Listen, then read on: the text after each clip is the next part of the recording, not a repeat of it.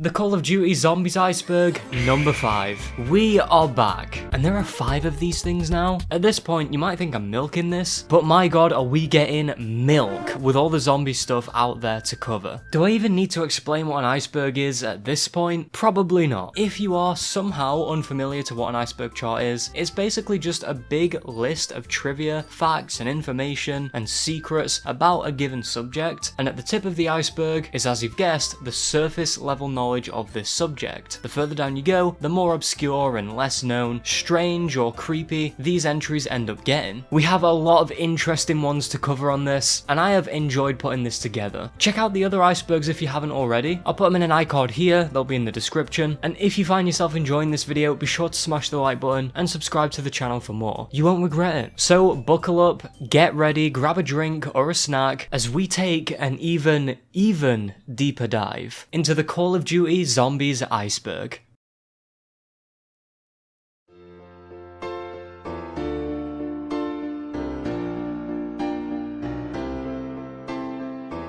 Gobblegums. Starting off with something fairly controversial, gobblegums are an iconic staple in COD Zombies. These balls of greatness are made to aid the player in a stylish way by being buffs in the form of gumballs that are dispensed from a machine made by Dr. Monty and introduced in Black Ops 3. Their effects can range from simple ones like a zombie blood type of effect to something as OP as giving you every perk in the map. What makes these controversial in Zombies is that half of the community, I would say, claim that they make the game too easy, and that they're essentially pay to win, but at the same time they can be earned, although it's a little grindy, and most of them objectively enhance BO3 zombies with their fun and interesting effects. Chalk writings. Scattered across many of the walls in most zombies maps, there can be found messages and words written in chalk from usually Samantha, although others have been known to throw up some graffiti. These messages can range from creepy to confusing, and then sometimes both. I've covered one of these before, which is the help sign on the door in Narked, but some other memorable ones are Salvation lies above, Teddy is a liar, and one that goes particularly hard, you must ascend from darkness. Panzer Soldat Siren. I know,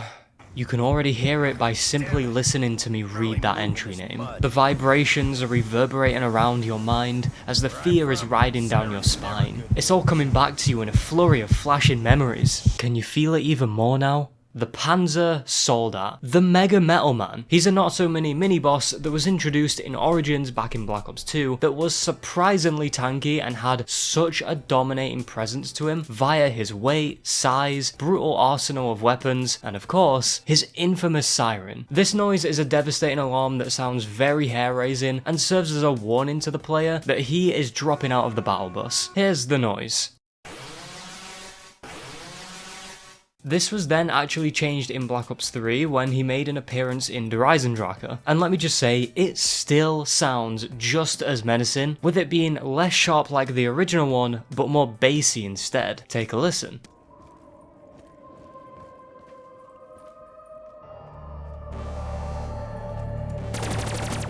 This noise has stuck with Zombies players all over and remains to be one of the most well-known noises in gaming. You'll never need laxatives so long as this sound exists. Beware of the Six. Beware of the Six? The Sinister Six? The Ridiculous Six? We still don't have an official answer to this. It's a chalk writing that can be seen in the spawn room of Kino de Toten, and was one of those little details in Zombies that, back then, spawned so much fun discussion and speculation amongst anyone that laid eyes on it. This strange sign seems to be a reference to at least one of two things. The first, a fun warning about round 6, which is usually when hellhounds tend to spawn. Or second, the answer I find to make the most sense, is a warning of the Nova crawlers that were introduced in this map, infused with the gas Nova 6, as we've seen in the campaign for BO1. Slide jumping. Who needs exosuits in Zombies when we have one of the most smoothest feeling traversal systems in BO3? Commonly used in Zombies, the slide jump is a nifty trick that comes from the game's movement, where when you slide you can then transition it into a jump. Then when you're about to land, hold the slide button and come back down with speed. This is definitely unintentional, now, but it was never patched and remains as a great way to evade zombies and get around quickly by chaining these basic movements together to become so effective it feels like you're on wheels, and it's proven to be faster than someone with stamina up. There is still a skill ceiling to this too, meaning you have to practice this before you can do it perfectly, which ends up being engaging to learn and master. I don't speak Japanese, so I actually don't speak Japanese, that's true, but what I'm referring to is a classic quote and very well known zombies meme spoken by Edward Richtofen so nonchalantly in the Zetsubo no Shima intro, whilst being held at gunpoint by Division 9, a research group with Japanese soldiers in it.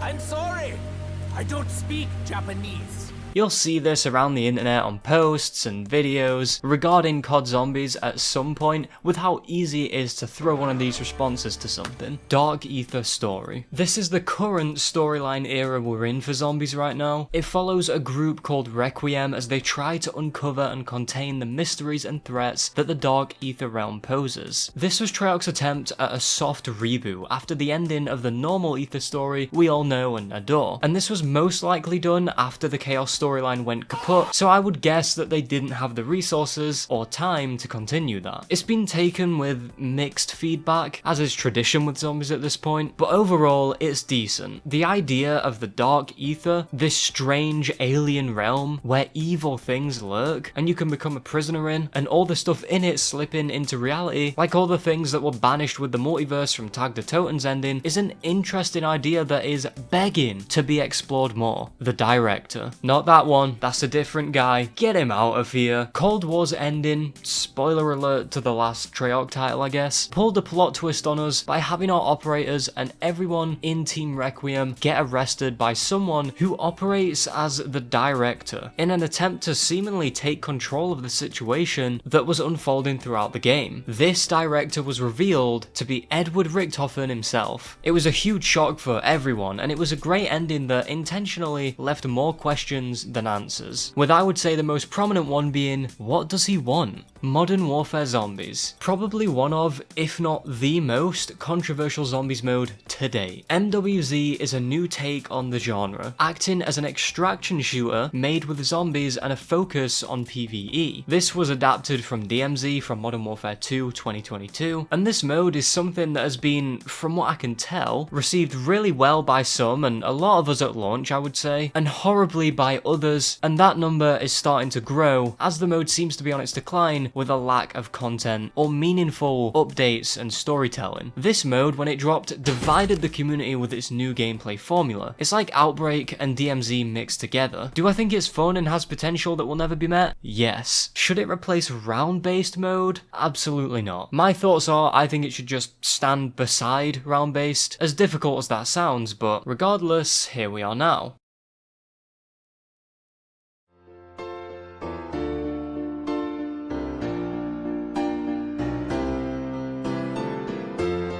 The Broken World. After the events of Moon, when the rockets rocketed and the dust settled, we were left with what is referred to as the Broken World, a place that's a far cry from the Earth we once knew, as now all that roam this hollow rock are the undead surrounded by veins of lava-filled streams and a dense smog around some areas, as those who evaded the initial blast now have to outwit the menacing zombies. The Broken World hosts many of the maps we see in Black Ops 2, such as Transit, Die Rise, and Buried. Characters' favourite weapons. Almost all of the characters at some point have revealed through quotes that they have favourite weapons or weapon types. For example, when obtaining a sniper from the mystery box, Richtofen gets a little mad.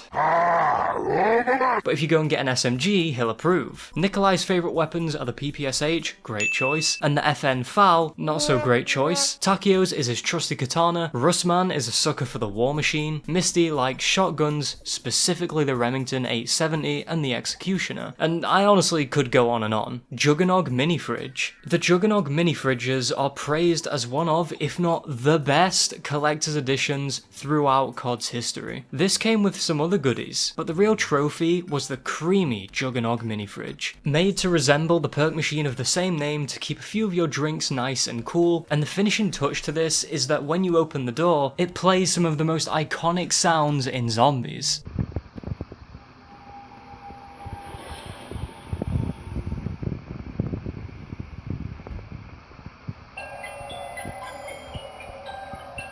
These are so fire, in fact, they would probably heat up your beverage. There aren't many of these around, so trying to get a hold of one will cost you like $1,000 and maybe a kidney. I know some of you are definitely eyeing up your fridge right now, and all I can say is, I understand what jealousy feels like. Elboro. Legend tells us of a man by the name of Elboro. This is a character with a small backstory via the form of a perk jingle for Mule Kick. The lyrics go as such. Legend tells us of a man, a hero in a tortured land, where senoritas lived in fear, their lonely nights in deep despair. He was Elboro. Across the fields, across the plains, he ran so fast he dodged the rain. He was Elboro. He hurried in to save the day, gun in hand, and thrice they say. He was strong like a mule, he was stubborn like a mule, he even kicked like a mule. Elboro. A man not equal, so they say, but some and more, it's just the way. He was Elboro. He was Elboro. Elboro. Hee-haw, hee-haw. These lyrics tell us that Elboro was a hero in the Wild West, saving people in peril whilst wielding 3 guns and seemed to have exceptional abilities. Yes, I said the thing, all with strength comparable to a mule. It's great that this simple perk not only has a jingle that's more lit than a bonfire, but it has a cool little story to it, detailing what the perk does. That is how you do advertising. Staff of Water. This refers to when Zombies Chronicles came out, and we were fortunate to get Origins remastered and given to us on the mythical day that was the 16th of May 2017. We got our hands on it and it was everything we expected, until we got the Ice Staff and realised it was renamed to the Staff of Water. This seems to have been done on purpose too, since the original staff in the game files was called the Staff of Water, which I'm gonna make a hazardous guess and assume that was the original name for it. In Black Ops 3's version, it was eventually changed back to the Staff of Ice, because not one person on this entire planet actually called it the Water Staff. And if you did, you're probably an alien pretending to be a human and I can see right through you. World at War Wunderwaffe. The first ever time we got our hands on the iconic Wunderwaffe was all the way back in World at War on Shino Numa. The crazy reason this is even an entry though is due to a blood boiling glitch that happens while using it, specifically on Derice, where if you have Juggernog and then accidentally get zapped yourself, the game will, without telling you, take your perk away, making you eat the floor in the standard 2 hits instead of 4, like you never had the perk. This still isn't patched to this day as far as I know, despite it being one of the most ball-breaking glitches in a game I've seen. There has been a debate as to whether or not this was a real intentional thing or not, but it has been proven to be nothing more than tangled up spaghetti code. But like I said, they've never addressed it as far as I know. Scientist drawings. In Verruckt, on the walls in the kitchen and around the Speed Cola area, you can find scribbles that, at first, looks to be a drunk, illiterate person that was typing with webdings before passing out on their keyboard. But upon further inspection, we can see some coherent words and symbols, and when I say that, I mean you can see and read what most of this is, not actually be able to understand it. It throws us some bones, like this picture of a zombie eating meat, which is pretty self-explanatory, and the phrase Teddy is the biggest liar, which we know was to do with Richtofen lying to people about his parents. As for most of this stuff, well, that's a mystery for another entry because this goes much deeper than I thought it did. However, these doodles have caught the eyes and stuck in the minds of many Zombies players. Zombies' heads explode. At the end of every match, without fail, the remaining Zombies' heads will go pop. I don't think there is any particular reason other than just for fun, and I remember seeing this for the first time as a baby on Nacht and finding it just as amusing as I did Strange. You just see them stand still and then boom. My guess is when they saw how bad I fumbled on round 3 and died, their mind was blown. Solo character quotes. From Black Ops 2 onwards, whenever you load into a map solo, whatever character you're playing as may actually acknowledge that they're alone. A detail that I find so interesting, as sometimes, depending on the character, they'll act differently to their normal selves, and this goes on to reveal a lot about them. When Richtofen is alone in the Giant, he sounds more paranoid than usual, having a breakdown over what happened in the intro and trying to collect his thoughts. Compared to when he's around the rest of Primus, he seems to try and act completely cool and calculated, clearly not wanting to show how much that moment affected him. Mein Gott,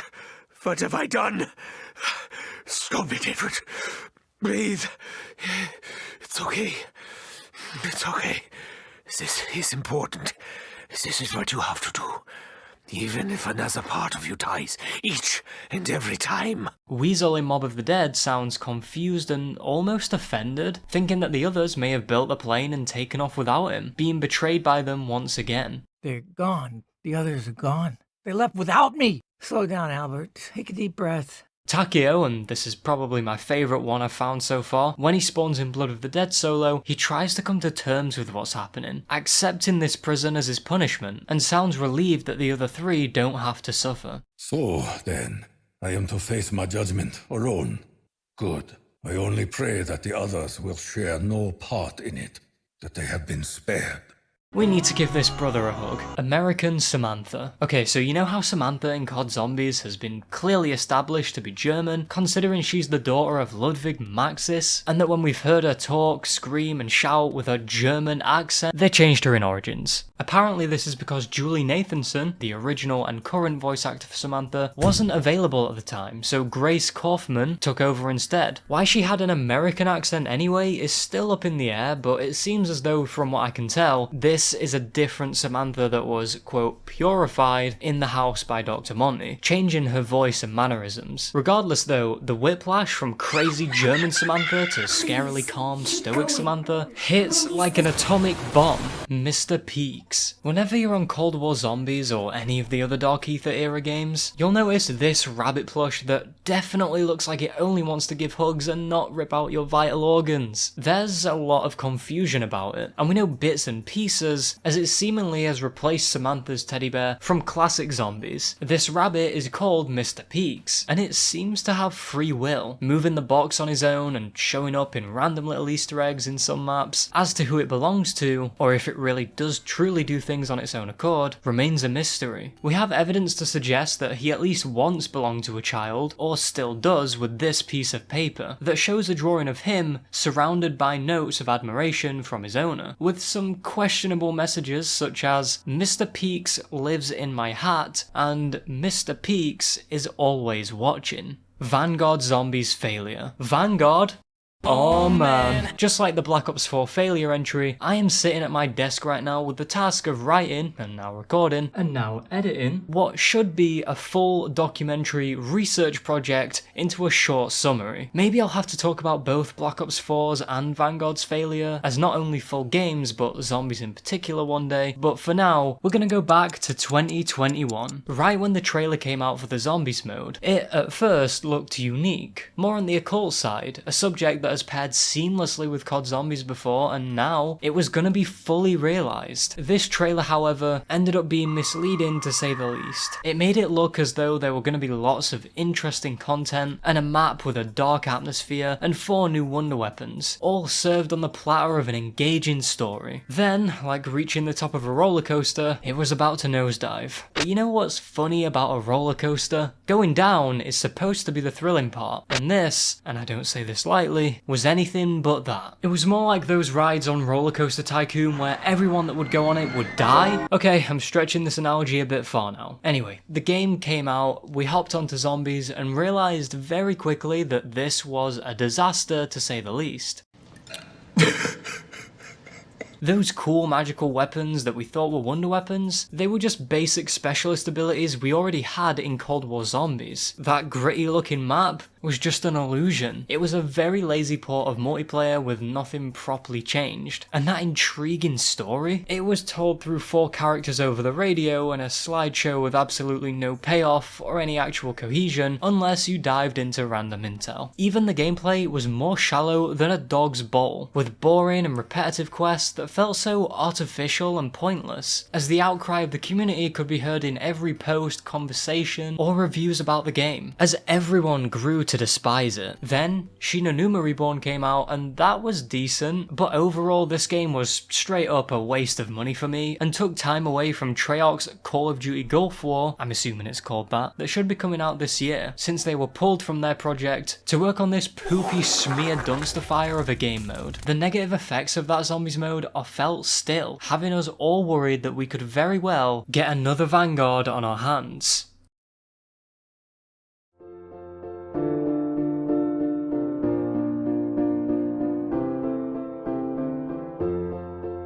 Victus are alive. This theory has been stuck at the back of people's minds, mine included, ever since the ending of the Aether story back in Black Ops 4. During that cutscene, we see that Nikolai banishes everything to the Dark Aether, a realm beyond creation, which includes the very map Victus walk on, as we witness what appears to be them fade into the abyss with it. Jump to the Dark Aether storyline where these anomalies are popping up everywhere like pop-up pirates. We see objects and entities that are appearing both in and escaping out of the Dark Aether from another time. Pair this with what we know about humans being able to survive in that realm, among many other clues, it supports the train of thought that maybe this bus riding band might still be out there.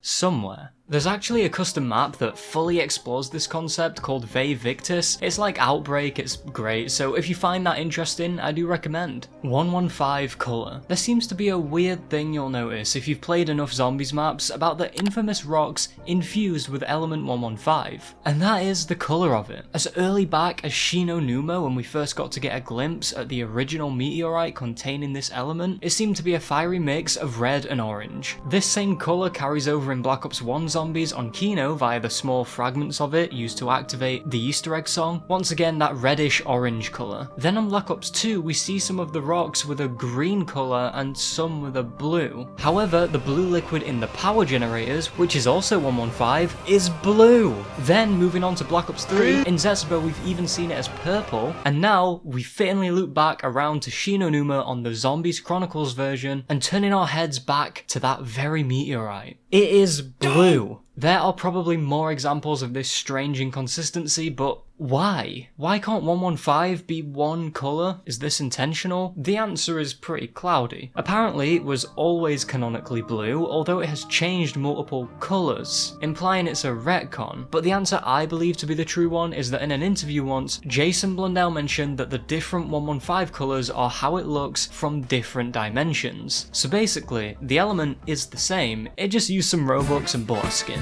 If it's a different colour, it's not from this world. Sleight of hand bottle. It's pretty well known by now that the original perk names and icons were actually just adapted from multiplayer on World at War, such as Juggernog here having the same logo, but deviating from the name Juggernaut and changing it to fit the eggnog beverage we chug down today. On the OG perk bottle for Speed Cola though, instead of saying Speed Cola, it actually has Sleight of Hand written on it, which is the original perk that it was adapted from in multiplayer. Maybe the perk was supposed to retain the same name, or it could have been a design goof. Dempsey is the player. This isn't referring to the fourth wall breaks like I've talked about before, but more about how Dempsey embodies the player. He represents us, you and me and the other person watching this video and the other person and also the other. This idea comes around mainly because of how he breaks the fourth wall the most and sometimes is seemingly aware he's in a video game. We also actually do play as him, which I suppose adds to this. His emotions and quotes also, most of the time, speak for the player. And at the end of Revelations, we see the last part from his perspective. The camera is very focused on Dempsey, and we're getting that reveal straight from his eyes as the camera zooms out. But the most prominent one is the Tag the Toten ending. I know, this has been mentioned a lot in this Iceberg already. This ending in which Dempsey, being the last character to talk, says that wherever he goes, he'll be kicking ass. Something that many have interpreted to be one last meta line of dialogue, referring to both himself and us, since we know he's somewhat aware that the player and him have guided one another through all this, reminding himself and us that wherever we go after the ending to that 8-year story, we'll be doing what we want to do, our way,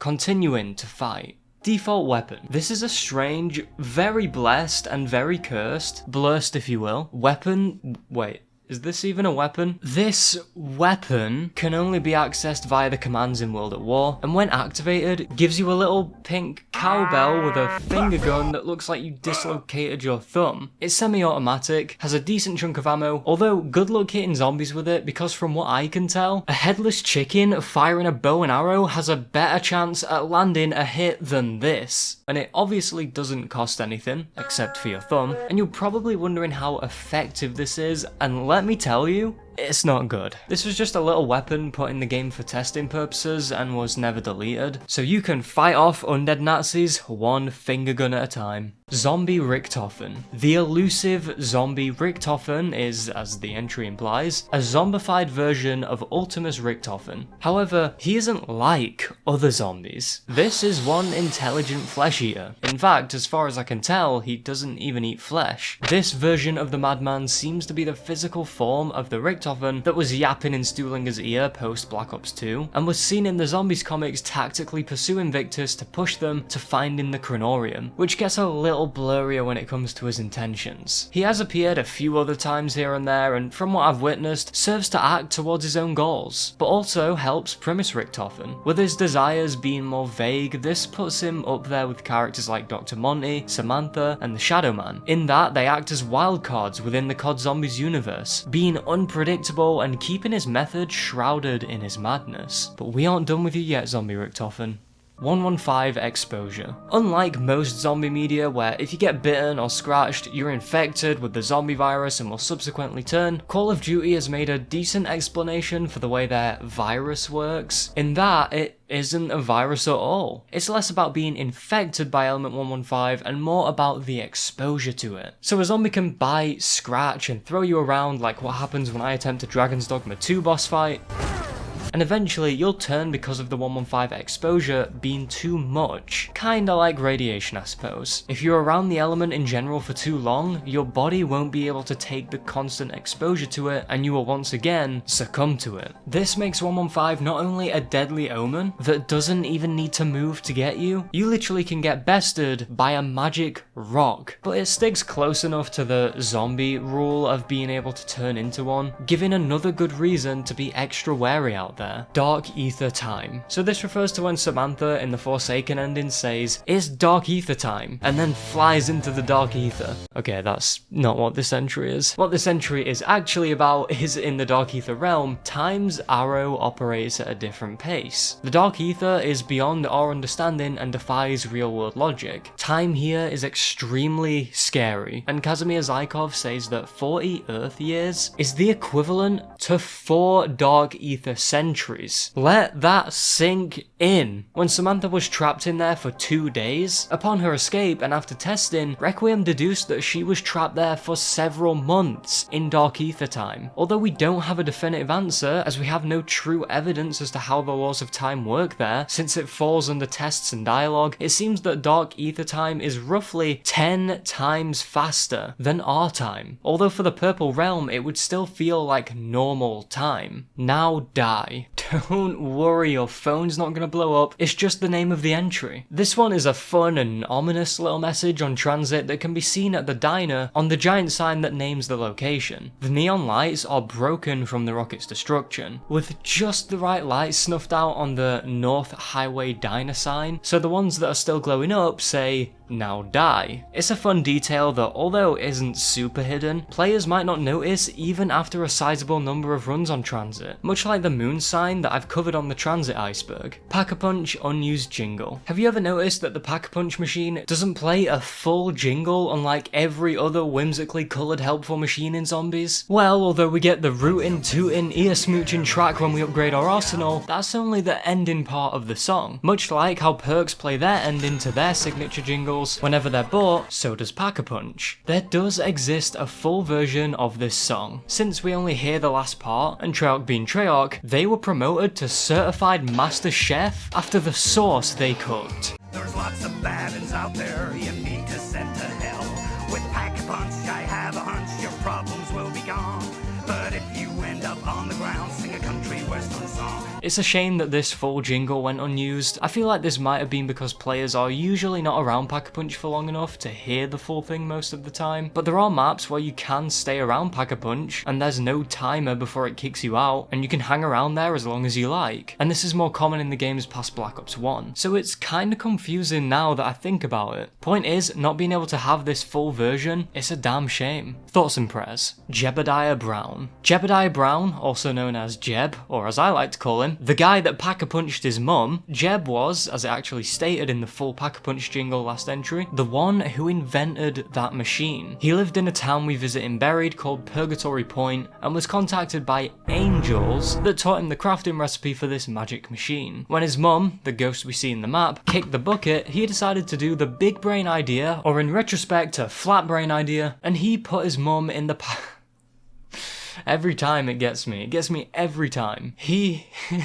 Stop laughing. He went and put his mum in the Pack-a-Punch machine to try and bring her back. I've gone into Jeb's backstory and the ghost woman's backstory a lot more in the Horrors of Black Ops 2 video, so if you want a really in-depth look at that, then that's the place to go. After this video though, you must stay. Prison signs. Tucked away in Mob of the Dead, there are these creepy little prison signs that are normal looking enough until further inspection, where they reveal their morbid rules and regulations, or some are a nod to the strange ongoings in the prison. For example, Regulation 30, Cell House. Loud talking, shouting, whistling, singing, blood gargling, or other unnecessary noises are not permitted. We have another one here that reads, Regulation 23, Work. You are required to work at whatever you are told to do. Use perks to increase performance. These are very small details and most of the signs are normal, but the odd one will make you do a double take and remind you that you are, in fact, in a purgatory of hell. You know, just in case the corpses and blood and meat hooks weren't enough to remind you already. TED original concept. A more recent one here, some concept art has been released about some of Black Ops 2 Zombies development, and we got to see some concept art about Ted's original look. And it's interesting, to say the least. Just remember, this is what Ted could have been, and boy did we dodge a cannonball with this. Here it is. It's not bad art by any means, but this does not look like it belongs in Call of Duty Zombies. He looks like something straight out of Robots. They kept his signature bloodhound cap and torso, or lack thereof, and I can't tell if his eyes are communicating whether they want to wear my face or give me a 5-star bus ride. He also has microphone ears, which implies that maybe he would receive sound through them and be able to process what he's hearing. What is the most interesting to me is the Nixie tube on his chest, which is what was used to display digital numbers for countdowns and showing values. When we look back at our robot friend, Treyarch may have planned to leverage this Nixie tube for some gameplay mechanic, whether that be some kind of countdown for when he'd abandon you at the power station again, or maybe a health bar of some sort. It's all up for speculation, but Treyarch kept it close to their chest. Okay, I will apologise for that one. Psych. I'm sorry. Instead of a battery pack on the back of his head, it's some kind of gauge with little switches. All around, this version of Ted is like some kind of alternate universe Ted, where someone accidentally tripped over, squashing an ant and changing the entire timeline, and this was the robo driver we got instead. Overall, it's an interesting concept, but I'm relieved we got what we did, because this one is too out of place for COD Zombies, I feel, and looks way too well kept for the end of the world. AK-47 in Black Ops 1 Zombies. The beloved iconic AK-47 was supposed to be in Black Ops 1 Zombies, and was even coded into the mode, and it simply never made it in, which is a shame because we didn't get to see the AK in Zombies all the way until Mob of the Dead in Black Ops 2. It wasn't even just this assault rifle either, there were actually more weapons that were supposed to make it into Black Ops 1 Zombies and never did, like the chainsaw I've covered, and that's devastating because the weapon pool in this one would have been so much better if we had those two things put in. I'm almost certain there were more weapon ideas that didn't make the cut. Hallucinations. Zetsubo no Shima contains a horrifying Easter egg where if you inhale a full spore cloud until it disappears like the giant pink blob you are, and stumble into the right place, you'll see this.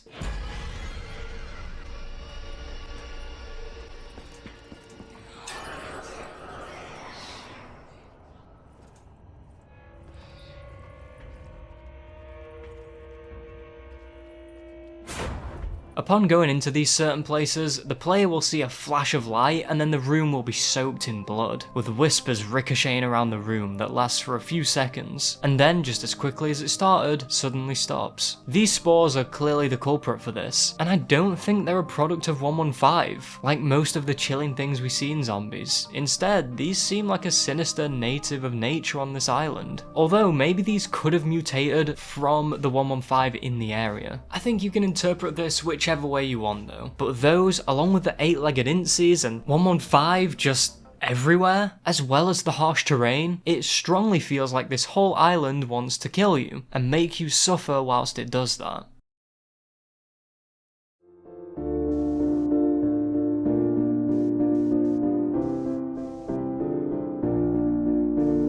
Dempsey was here. I think it's safe to say by now that Dempsey would have been best mates with Deadpool, as both of them love breaking the fourth wall whenever they please. What I didn't know was how far this actually goes with Dempsey, not only screaming at the player to drop the chips and get him some ammo, or threatening to literally appear in their room, which is a wild quote, but he seems to have a very minor ability to get in the game's files. Now, he's no Monica by any means, just Monica. But he has made his presence known by calling the Transit Game Over music Dempsey Was Here. Him doing it on Transit of all maps shows that Dempsey indeed does do some trolling like the man of culture he is. Teddy Bear Perk. Whenever you spin the Wonder Fizz machine enough times to the point where it'll move locations, much like the mystery box, it'll display Samantha's teddy bear to you. What stands out is that I don't remember Samantha's teddy bear being drinkable. We're greeted with a perk bottle that has the signature plush printed on the label instead, as opposed to the actual physical thing, which mechanically it just serves as an indicator that it's moving, and it'll fit with the theme of the Wonder Fizz more. But before the bottle goes, you can see that it has a blue liquid in it, which can make you wonder what kind of fizz this bottle is packing. Is it some kind of actual perk? Assuming this thing functions like basically all of the perks in COD Zombies ever, it makes you dwell on what this could actually do to someone if they drank it. This is most definitely there for the sake of a stylish message to the player about how they got unlucky again.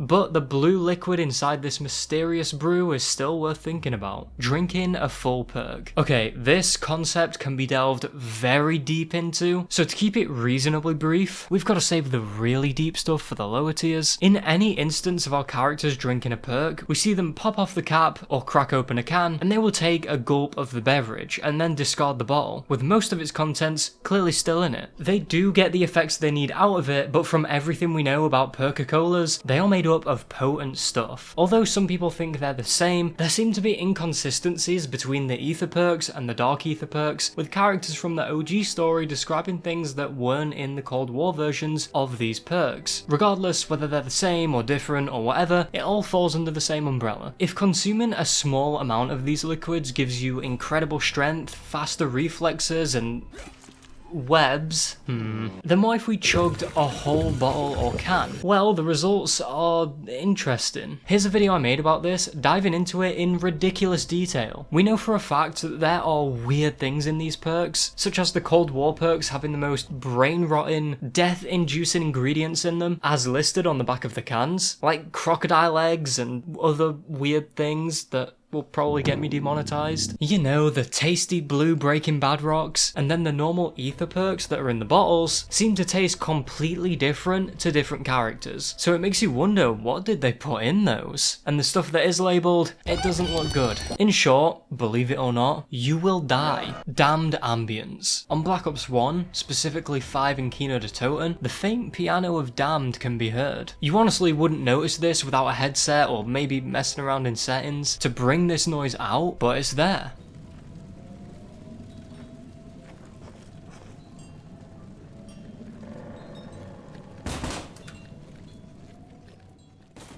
I can't tell if this is some kind of soundtrack glitch that carried over from the main menu, since that uses the same music, or if it's supposed to be an intentional ambience within the map. It's a little unsettling though, all the same. Nazi Zombies Portable. Nazi Zombies Portable, NZP for short, is an interesting, niche little version of the game that can be played on a PSP and PS Vita, which now adds to the surprisingly long list of devices we've been able to play this mode on. From what I can tell, this isn't actually an official Treyarch version, and instead was made by someone so dedicated, they've managed to recreate World at War's Nacht on this open source project. And a fun fact here, this was built upon various Quake source ports. You know, that really old Quake, and in all honesty, to make something like this that feels pretty different, I would say is quite the achievement. This version has a slick and nostalgic low poly look, and the game runs at a stable-ish 30 to 60 frames, depending on what console you play on. Besides Nacht, there are no other official maps that have been made, but that's mainly because because the game can't really support that kind of complexity. Alternatively though, there are a selection of smaller scale, barebones style maps, just like Nacht, that seem worthy of being played alongside it. This is free, and any Zombies player should have some fun with this if you can get past its glitches and limitations, but even then, it seems like this is getting consistent work. M14 jamming. Okay.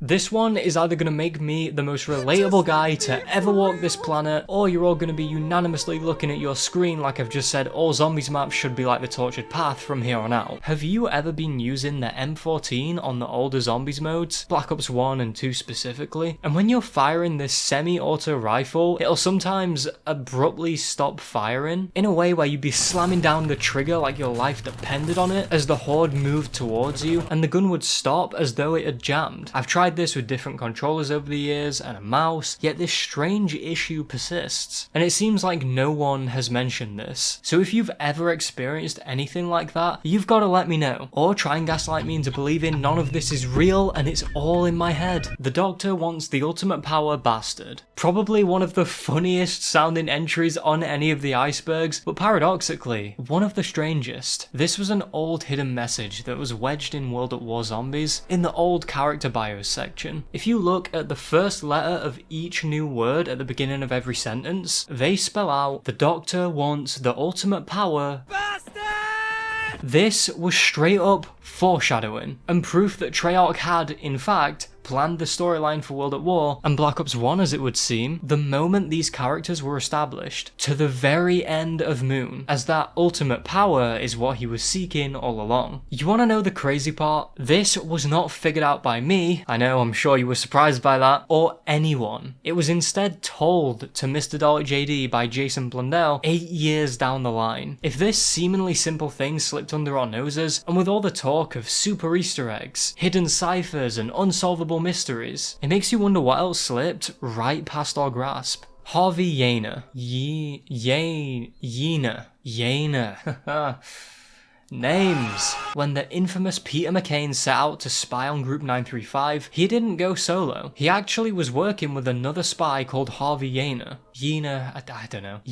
I'm saying Yener, who joined Group 935 alongside him, but were stationed in different facilities. McCain was in Verrückt, and Yener went to Siberia, which is where Call of the Dead went on to be filmed. This guy was disillusioned by 935 though, as he decided to jump ship and actually work for them. He was responsible for making one of the best wonder weapons in the series, the Scavenger, and he also had a hand in researching Die Glocke, names again, the allegedly real thing Nazi Germany wanted to make, which from everything I've found was said to be some kind of anti-gravity UFO super weapon. Reports always seem to be conflicting though, as this is a conspiracy theory, but in Zombies they actually were developing this, and he even states so in a letter from Gorod Krovi that he wrote as a report. He then went on to join the Ascension group. This guy just couldn't stay consistent, and then managed to extract Apothicon blood, and whilst transporting it, it turned the crew into zombies before swiftly game-ending Dr. Harvey Yener. Looks like that time he really couldn't jump ship. Widow's Wine is spider blood. Gather around the campfire, it's time for more Zombies lore. This one is about Zetsubou no Shima, the swamp of ogres and tedious setups. In everyone's favourite feature of the map, the spider boss, that definitely didn't do anything traumatizing to Takeo, please let me forget. After defeating the mother spider on your way out of the cave, you'll see a pool of the spider blood, and upon interacting with it, you'll get Widow's Wine.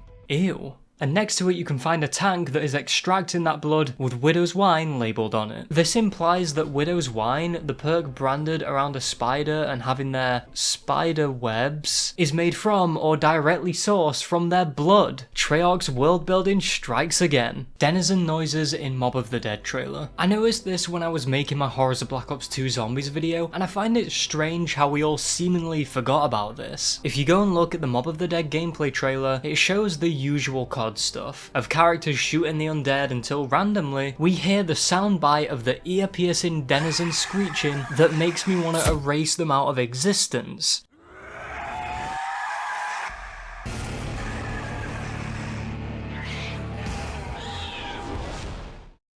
I'm glad to report They never made it onto the map, and I think that Mob has thrived because of that, but it's a puzzling noise to hear. We don't ever see any of them in any of the trailers from Mob, so it makes you wonder why they were here. I think a good guess might be that they wanted to spice up the zombie sounds, and really thought they could get away with adding the cry of those ankle-biting pests to make the zombies sound new. But at the same time, Black Ops 2's development was insanely rich with cut content and head-scratching decisions, so maybe this might have been a genuine consideration to add the denizens back in. Ghost Baby in Kino. This can only be found in the Revelations version of Kino, and if you go there when the map is quiet and hang around for a little while, you'll eventually hear a baby crying.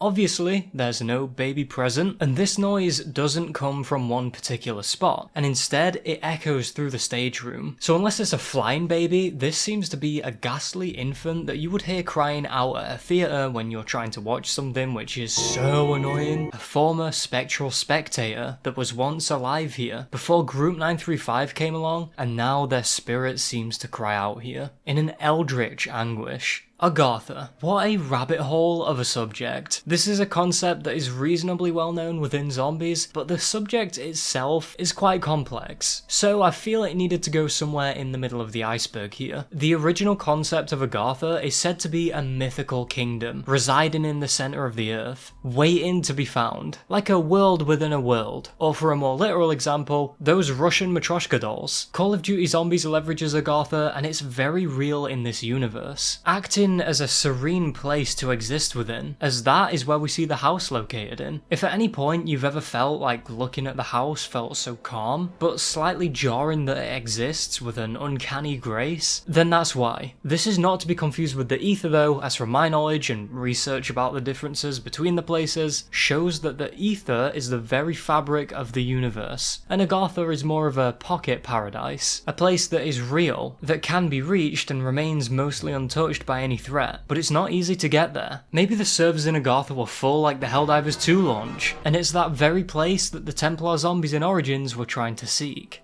Zombies Christmas album. This is something I remember being so amazed and a little confused by when I first found this a while back. This is a fun little album to celebrate the festivities and was made with all of the voice actors of our beloved OG Ultimus characters, except for Tom Kane, the voice actor for Takio, as he was unable to record it at the time. It features our crew singing their own versions of classic Christmas songs. This album goes undeniably hard and never fails to put a smile on my face, and it's this collection of songs that made me realise that Ultimus Richtofen is beyond saving. Overall, this album was done out of pure and untainted fun, and I think captures the spirit of not only old era zombies, but an era of gaming that is rapidly slipping away. London map. So we've had rumours of the Egypt map and the Atlantis map, now welcome the London map, another one that's had lots of speculation behind it. However, it's not unfounded madness. As far as I remember, and from what researchers coughed up, this idea was presented in Der Eisendrache, with a side easter egg that essentially followed newspaper reports that claimed there was a zombie outbreak in London. And when you stop and look at this, you might notice these zombies look a bit familiar, and that's because these are the Shadows of Evil zombie models. I managed to find the original image that they used for this newspaper, and as you can see, it's clearly Shadows of Evil, it's right outside the Black Lace Burlesque, but with some editing boogaloo, this has actually managed to become a pretty good concept, and it gives you an interesting little idea to think on when it comes to a London zombies map. And I think the inclusion of this Easter egg does seem like Treyarch were implying that maybe a London map was possible, or maybe even being considered. It remains as one of the strangest and most random Easter eggs to this day, and is a weird little mystery in and of itself, and it's one that I could easily cover on a separate entry or even entire video. So seeing that newspaper that had its own image and everything, this gave the impression that Treyarch was subtly pointing us in the direction of the destination for our next zombie adventure. That it even got to a point where Mr. Rufflewaffles jokingly brought this up to Jason Blundell in a zombies interview. London's burning, fetch the engines.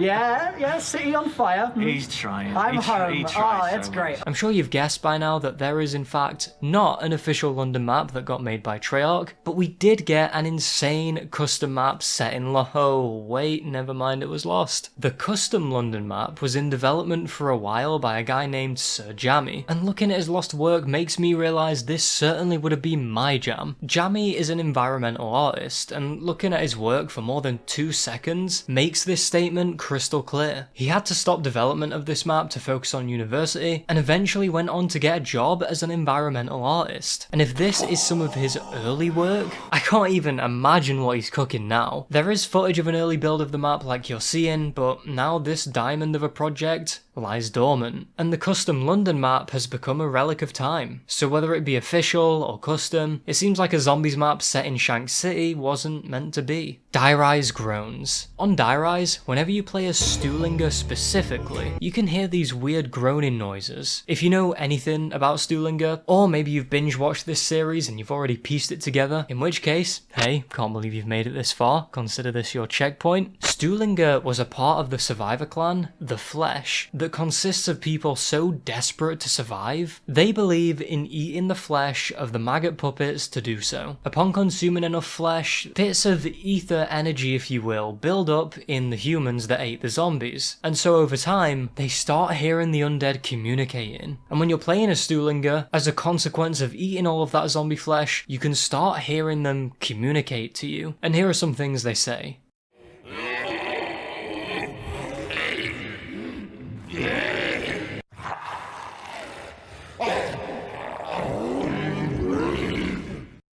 So we know that zombies have souls, right? But it seems like what Treyarch were implying here is that they can feel, you know, like emotions such as distress. It seems like that might be their soul speaking, or there's just something going on that wasn't previously established, or there were some cogs turning behind those glowing lights we call eyes. What's weird though is after Die Rise, we never hear this again.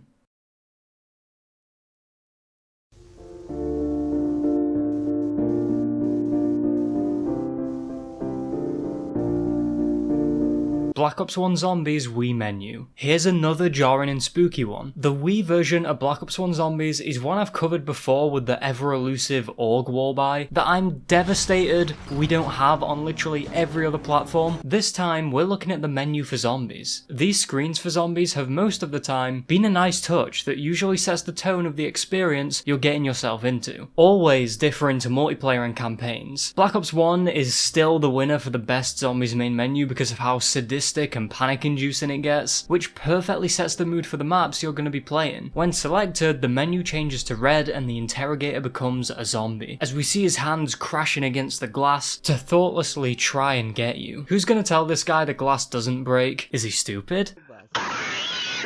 An infamous red hue infects the screen, and the TV is changed to zombies related stuff, as you are bound down to your chair and are accompanied by the track Damned. So knowing that, you'd think the Wii version would, I don't know, do the same thing or something? But no, the Wii version just had to be different. When selecting zombies on the Wii version, you're met with this.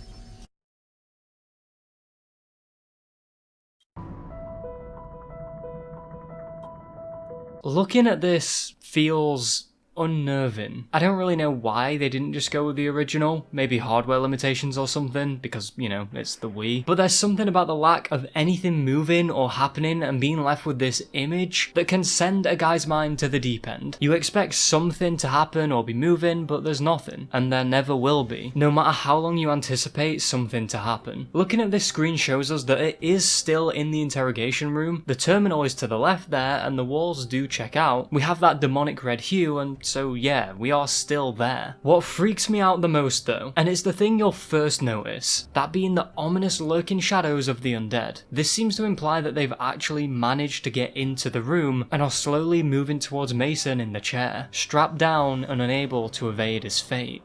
So anyway, Kina de Toten? The timeline is in the Chronorium. When the timeline was revealed, it was in the style of an old book, with the stained and rough paper riddled with rips and tears, creating a whimsical weave of interconnected events that we still feast upon 7 years later. When Jason Blundell went to see JC Backfire and do this reveal, he stated that the zombies timeline is canonically in the Chronorium. And this is, if you look in the bottom corner, this was from, where is it? This is from the Chronorium.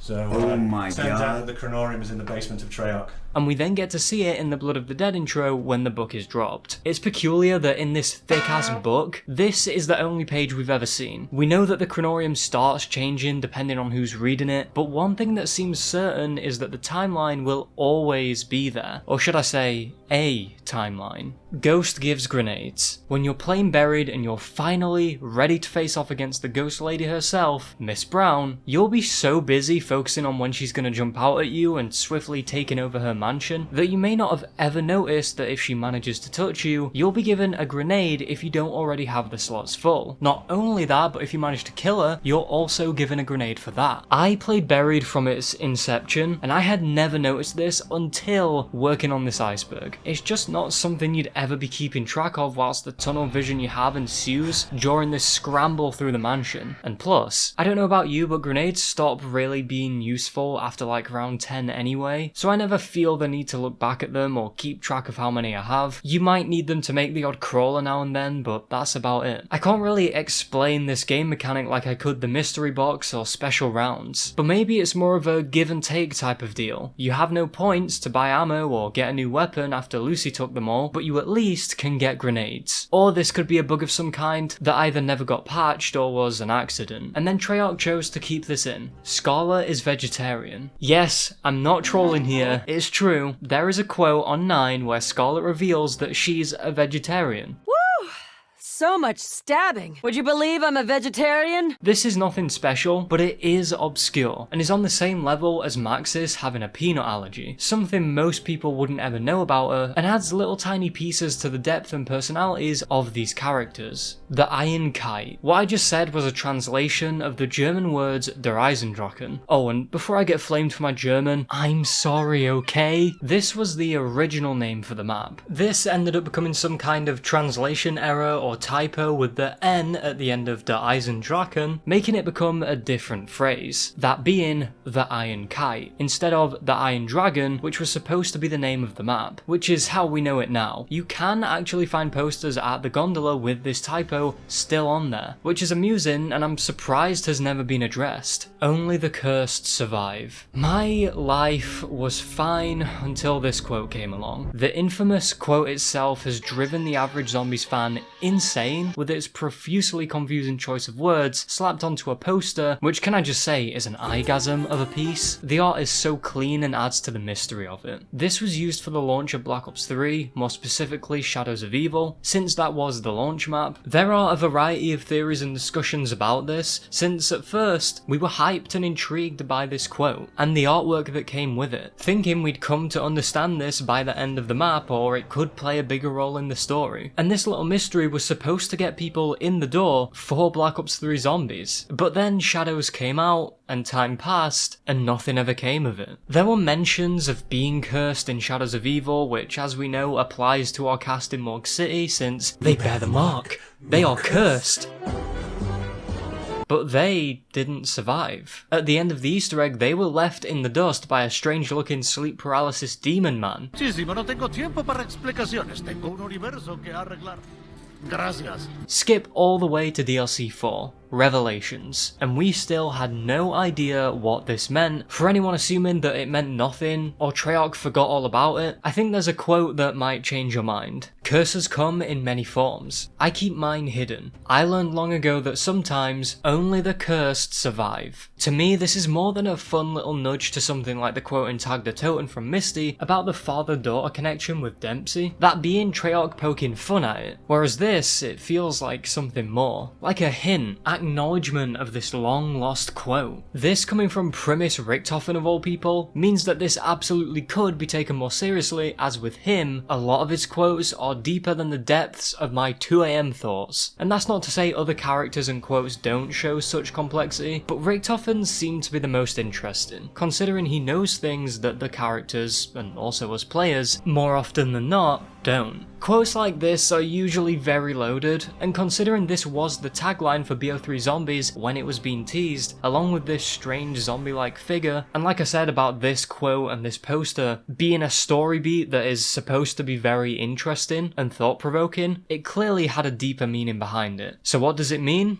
That's where we fall short. There are a vast ocean of theories and interpretations you can find around the internet, such as some thinking that this is actually referring to Primus or Victus and not the Shadows of Evil crew, or that it could be that the Shadows party are cursed with the mark we've seen from the poster, and we see the mark on their hand in the intro and as we're playing, and did survive the initial turning of the city. But that still doesn't feel right to me either. Pair this with the fact that we don't know who the person on the poster is, and it's a dead end right now. So all I can do at this point is ask you, what do you think it means? JFK meditates. When you're playing COD Zombies, usually characters will be throwing out quips and quotes all the time, even when they go down. And the same is true for our cast of characters in 5. But JFK is an outlier to that rule. When JFK goes down, he says nothing at all.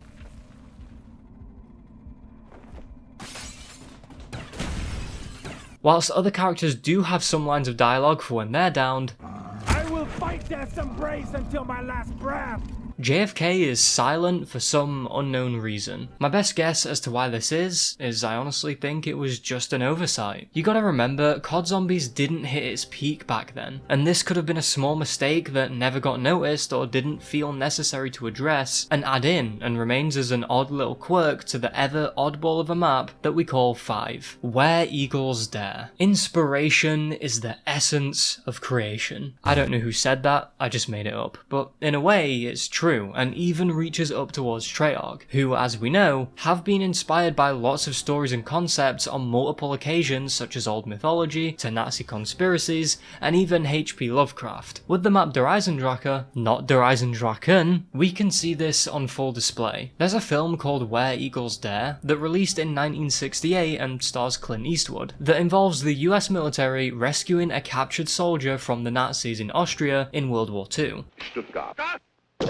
And these Germans set up a base in a medieval castle there. Do you see where this is going? I'm not sure if there are many castles in Austria, but it was filmed in Hohenwerfen Castle, which is the exact one that Der Eisendrache is set in. The visuals of the film are really similar, and you can quickly see where Treyarch has clearly drawn inspiration with this one, with the overall aesthetics and design of the rooms looking really close to this film. Another small detail is that in Where Eagles Dare, there is an American soldier that needs rescuing, and in Der Eisendrache, guess what Primus are out to do? Rescue an American soldier. So even the plot of the map, if you will, is kinda similar. Sucker Punch. You remember what I said in my last entry? I hope so, unless you're a goldfish, and if you are, can you even understand me? It's the same again here for Where Eagles Dare and Der Eisendrache, but this time it's with the 2011 film Sucker Punch and Origins. Sucker Punch is a quirky action fantasy film that is kinda hard to describe. It's very fanciful, mixing together a ton of genres and concepts to make a movie that must be so strange to watch when you're absolutely out of it. One of these genres that fits in heavily with it is World War I in northern France that's overrun with zombies, and their steampunk visuals have a striking resemblance to what would eventually be bestowed upon us in Origins. The visuals, much like Where Eagles Dare and DE, are ridiculously similar to one another in concept and execution, with lots of little things like the Panzer and the Mech Boy feeling very similar, along with the trench fight scene mirroring the intro. And you can go and analyze this for yourself. Just go and watch these films and then go and play the maps, and you'll notice so many little things. Like the Panzer's jetpack looks ridiculously similar to the Mech Boy we see in the film, and you'll notice it all pieces together to show that Treyarch once again have clearly taken heavy inspiration from the media in question. Payload. It wasn't Black Ops 2 that had cut experimental game modes first. That crown sits sits on the head of World at War, there was a cut game mode that went by the name of Payload. This was objective based and not a whole lot about it is known, but what we have available to us is that this involved the player escorting a payload in whatever form that would have took, and you'd be against the clock. Failure to kill enough Zeds would lead to the game ending, I'm assuming it'd be a game over, and you'd have to try again. The end goal seems to be to unlock something from the payload, whether that be a reward or just to get a victory royale, and well, that's all the info I can give to you about this cryptic Lost Zombies mode. We have seen a similar formula revived in things like Outbreak and Vanguard Zombies, with those escort missions, as well as Gorod Krovi, but I couldn't imagine how difficult and janky this would have been on World at War, and if this did make it into the final game, I feel it would have changed zombies forever, and this objective-based gameplay formula might have become more developed and normalized going forward into the future of zombies. But in the end, I guess it was simply a canon event.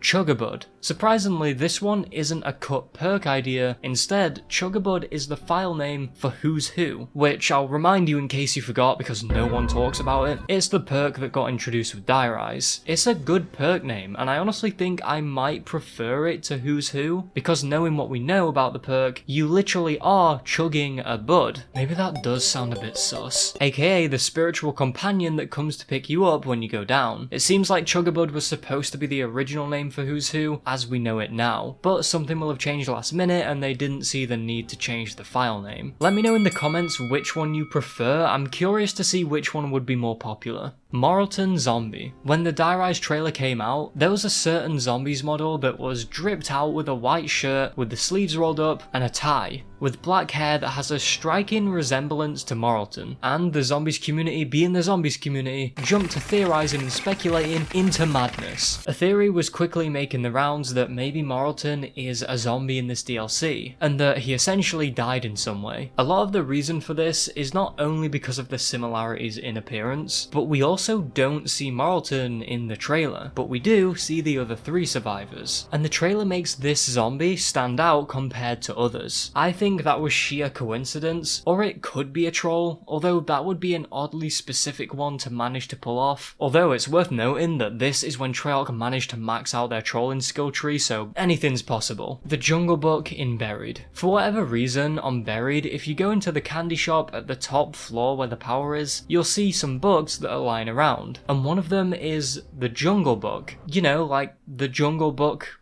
book. I have no idea why this was used as an asset or where they got it from, although the attention to detail is kind of insane here because this book came out in 1894 and Buried is set around that time, so it actually makes sense for someone to have that in their house. If not that attention to detail, I think the reason this could have been there is maybe this was a favourite among someone at Treyarch. Although I'm leaning more towards the former, I think this was just some really good attention to detail, but it sure does fall under obscurity. And speaking of bite-sized pieces of obscurity you most likely didn't know, Stuhlinger has a missing toe. Stuhlinger as a guy is, to put it lightly, bizarre. We do have his description. Can we take that? Let's take his description.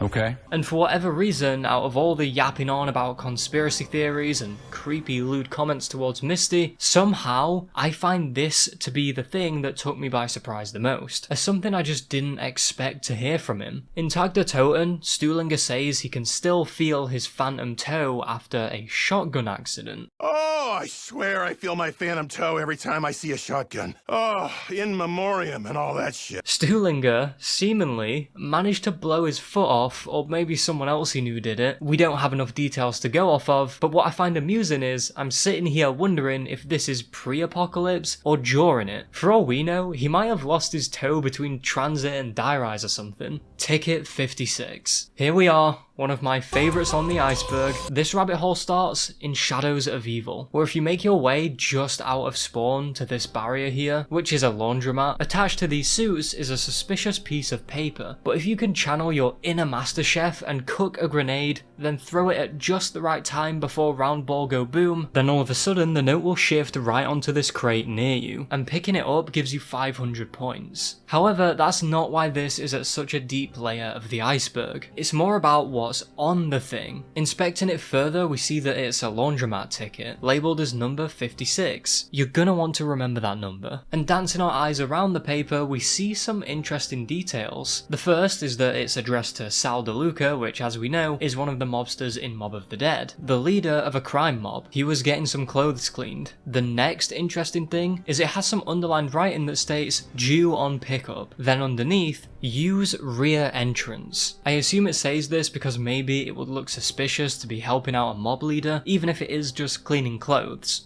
They're blood-soaked, aren't they? So let's entertain this oddly detailed note and head to what would be the rear entrance of the place, by going through the waterfront district and up the stairs near the shield part. And you'll notice this area. You're probably wondering where this is going, but this is where it takes a huge turn. Upon no-clipping and flying upwards and looking on the roof, you'll see paper that is laid out to form the number 56. And an eyebrow-raising detail here is that the only thing that flies this high up is the Mob of the Dead plane Icarus, which comes overhead at points during your playthrough. Are these related? Maybe not, but the 56 laid out on the roof seems cleverly constructed, and if you still aren't convinced, there are no others in this way on any other roof in the map. To take it back to the actual ticket 56, in the game files for Black Ops 3, people say this asset is referred to as laundry ticket cipher.png.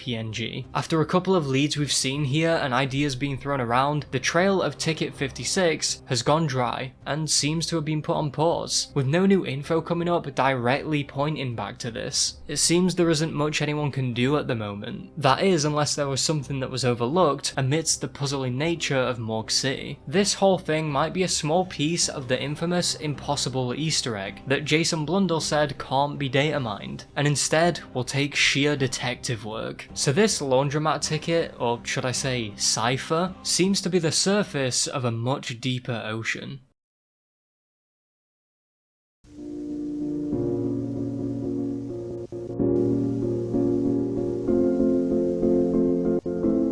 Zombie Richtofen wanted to poison. Our perception of the Tag der Toten ending has always been that Nikolai knew that he had to poison the rest of the boys to kill them during their celebration, and Zombie Richtofen was the result of his human self dying from the poison and that other half bringing him back to life. Except he looks a lot worse for wear.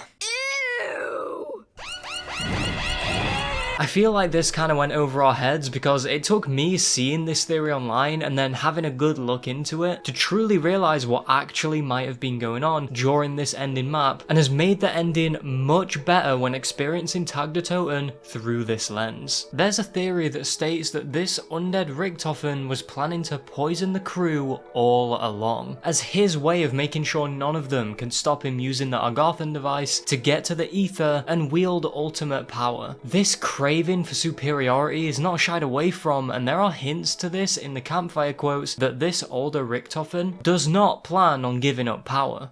Well, I'm not a very complicated man. My needs are simple. I just want power, preferably absolute.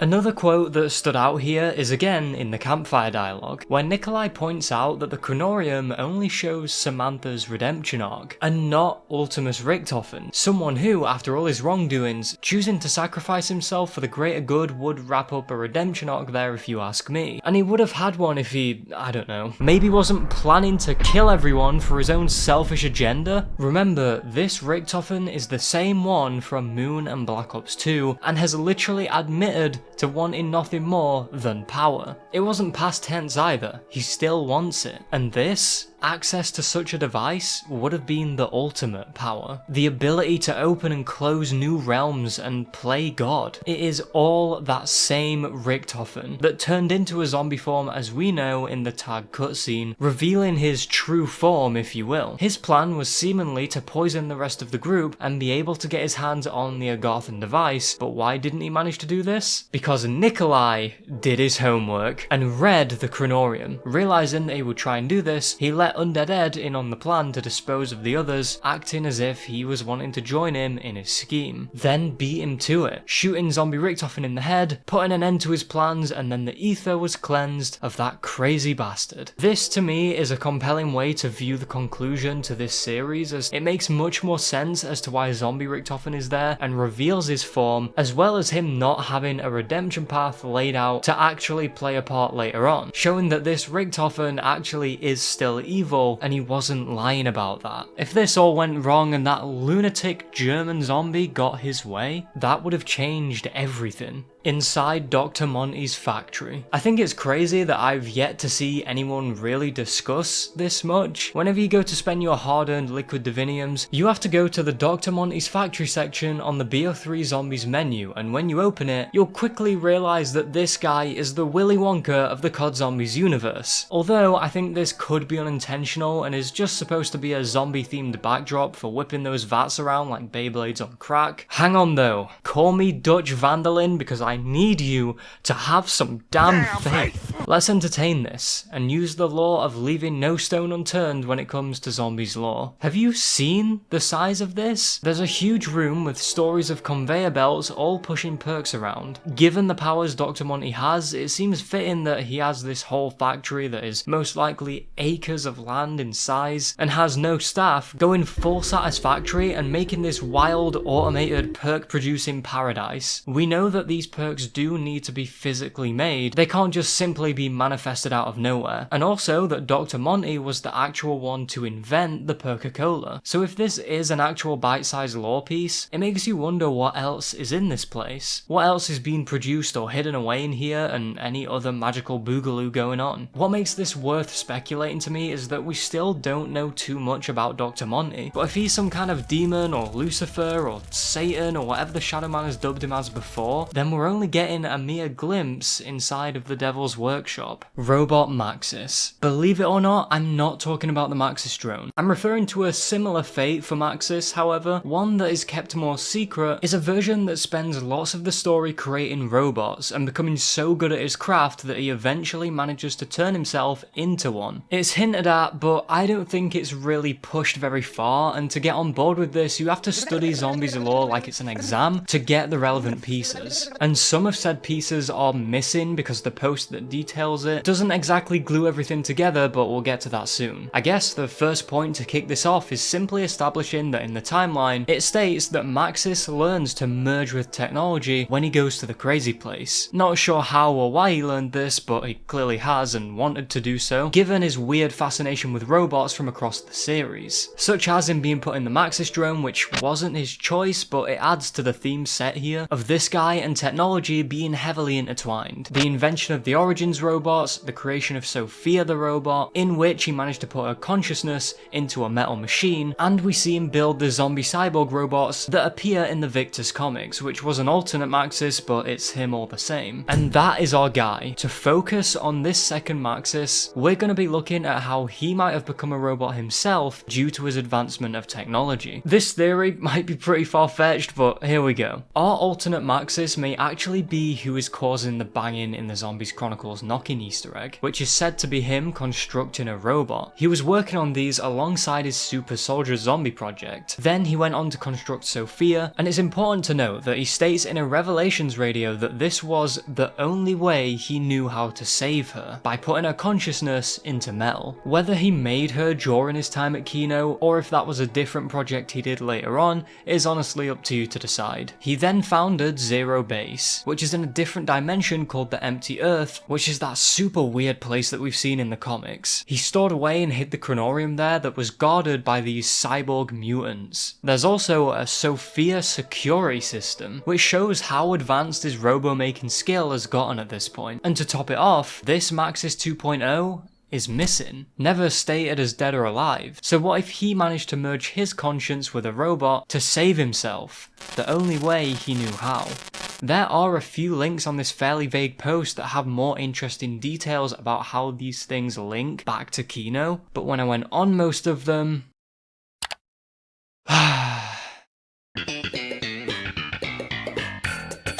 In conclusion, I feel OP was trying to relay an interesting theory that really would fill in the gaps about Maxis/Maxis 2.0 and add more food for thought in the zombies plot part, but instead has been lost to internet decay. I tried the Wayback Machine, but nothing came of that, so now my hope has gone way back to the bin. And I've looked at the Kino reels and I'm just not seeing it. I've had to piece together bits of this as it is, so if there's a smoking gun somewhere that makes this even more credible, then I'd love to see or hear it. But sadly, we only have smaller fragments, meaning this is fundamentally a mystery. Not even as to whether this theory is true or not, because any theory is up for debate, but also what the theory is in its entirety. Given how little we know about Zero Base and the Empty Earth as a whole, which don't even get me started, I want to come out of this recording session in one piece. We'll save that one for the next Zombies Iceberg. There's a chance that this alternate Maxis, after his trip to the crazy place, put his powers to use in a different way, whereas the one we followed for a while now merged with electricity to reach our survivors in transit, and the story ran its course from there. The other one seems to be a Maxis that got away. Vril UFO. Derice has so much more substance to it than what is already known, and I think it's truly nothing short of mind-boggling that we can still find pieces of lore or details that stand out as new and can lead down many rabbit holes to this day. And this one adds another drop of water to the pool of strange ongoings within COD Zombies. On a blackboard within the 935 factory, a bunch of scribbles can be seen. Nothing special though, just more crazy Nazi scientist stuff. But one thing in particular that jumps out is this strange sketch of something.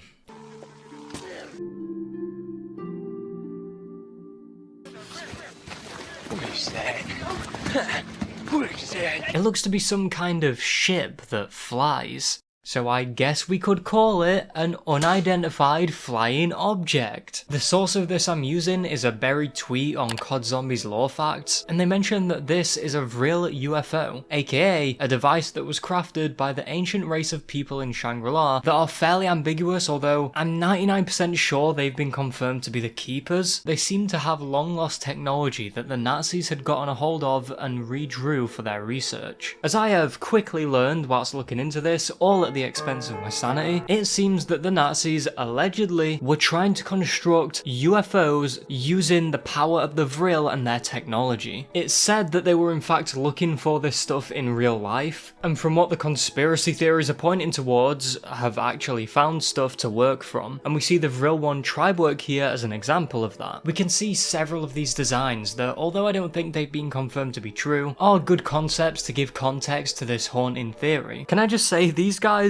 were crazy. They were looking for Atlantis, the Hollow Earth, and now Vril UFO technology. I got nothing at this point. Can you tell we're at the bottom of the iceberg? It says that the Vril Ya, or remember in zombies terms Keepers, wanted a utopia, and to achieve that they had this all-permitting fluid called Vril, which seemed to be a highly advanced source of energy. Once again, if that's what they were looking for, and apparently found, then in zombies I'm guessing they were going to use 115 as that energy source that the Keepers managed to wield. Group 935 did manage to get a hold of this stuff and were about to start construction of this device using everything they found. Until the zombies happened. Big surprise, right? So to put it all together, it turns out the Nazis were actually looking for a race called the Vril to use their technology to actually build a UFO during World War II. And that seems to be exactly what was going on in World at War. Who knew that something as simple as a couple of lines on a chalkboard would end up being so broad and complex in its meaning? Griffin Station on Moon. When I was typing this entry, I originally put Griffith Station instead of Griffin. I'm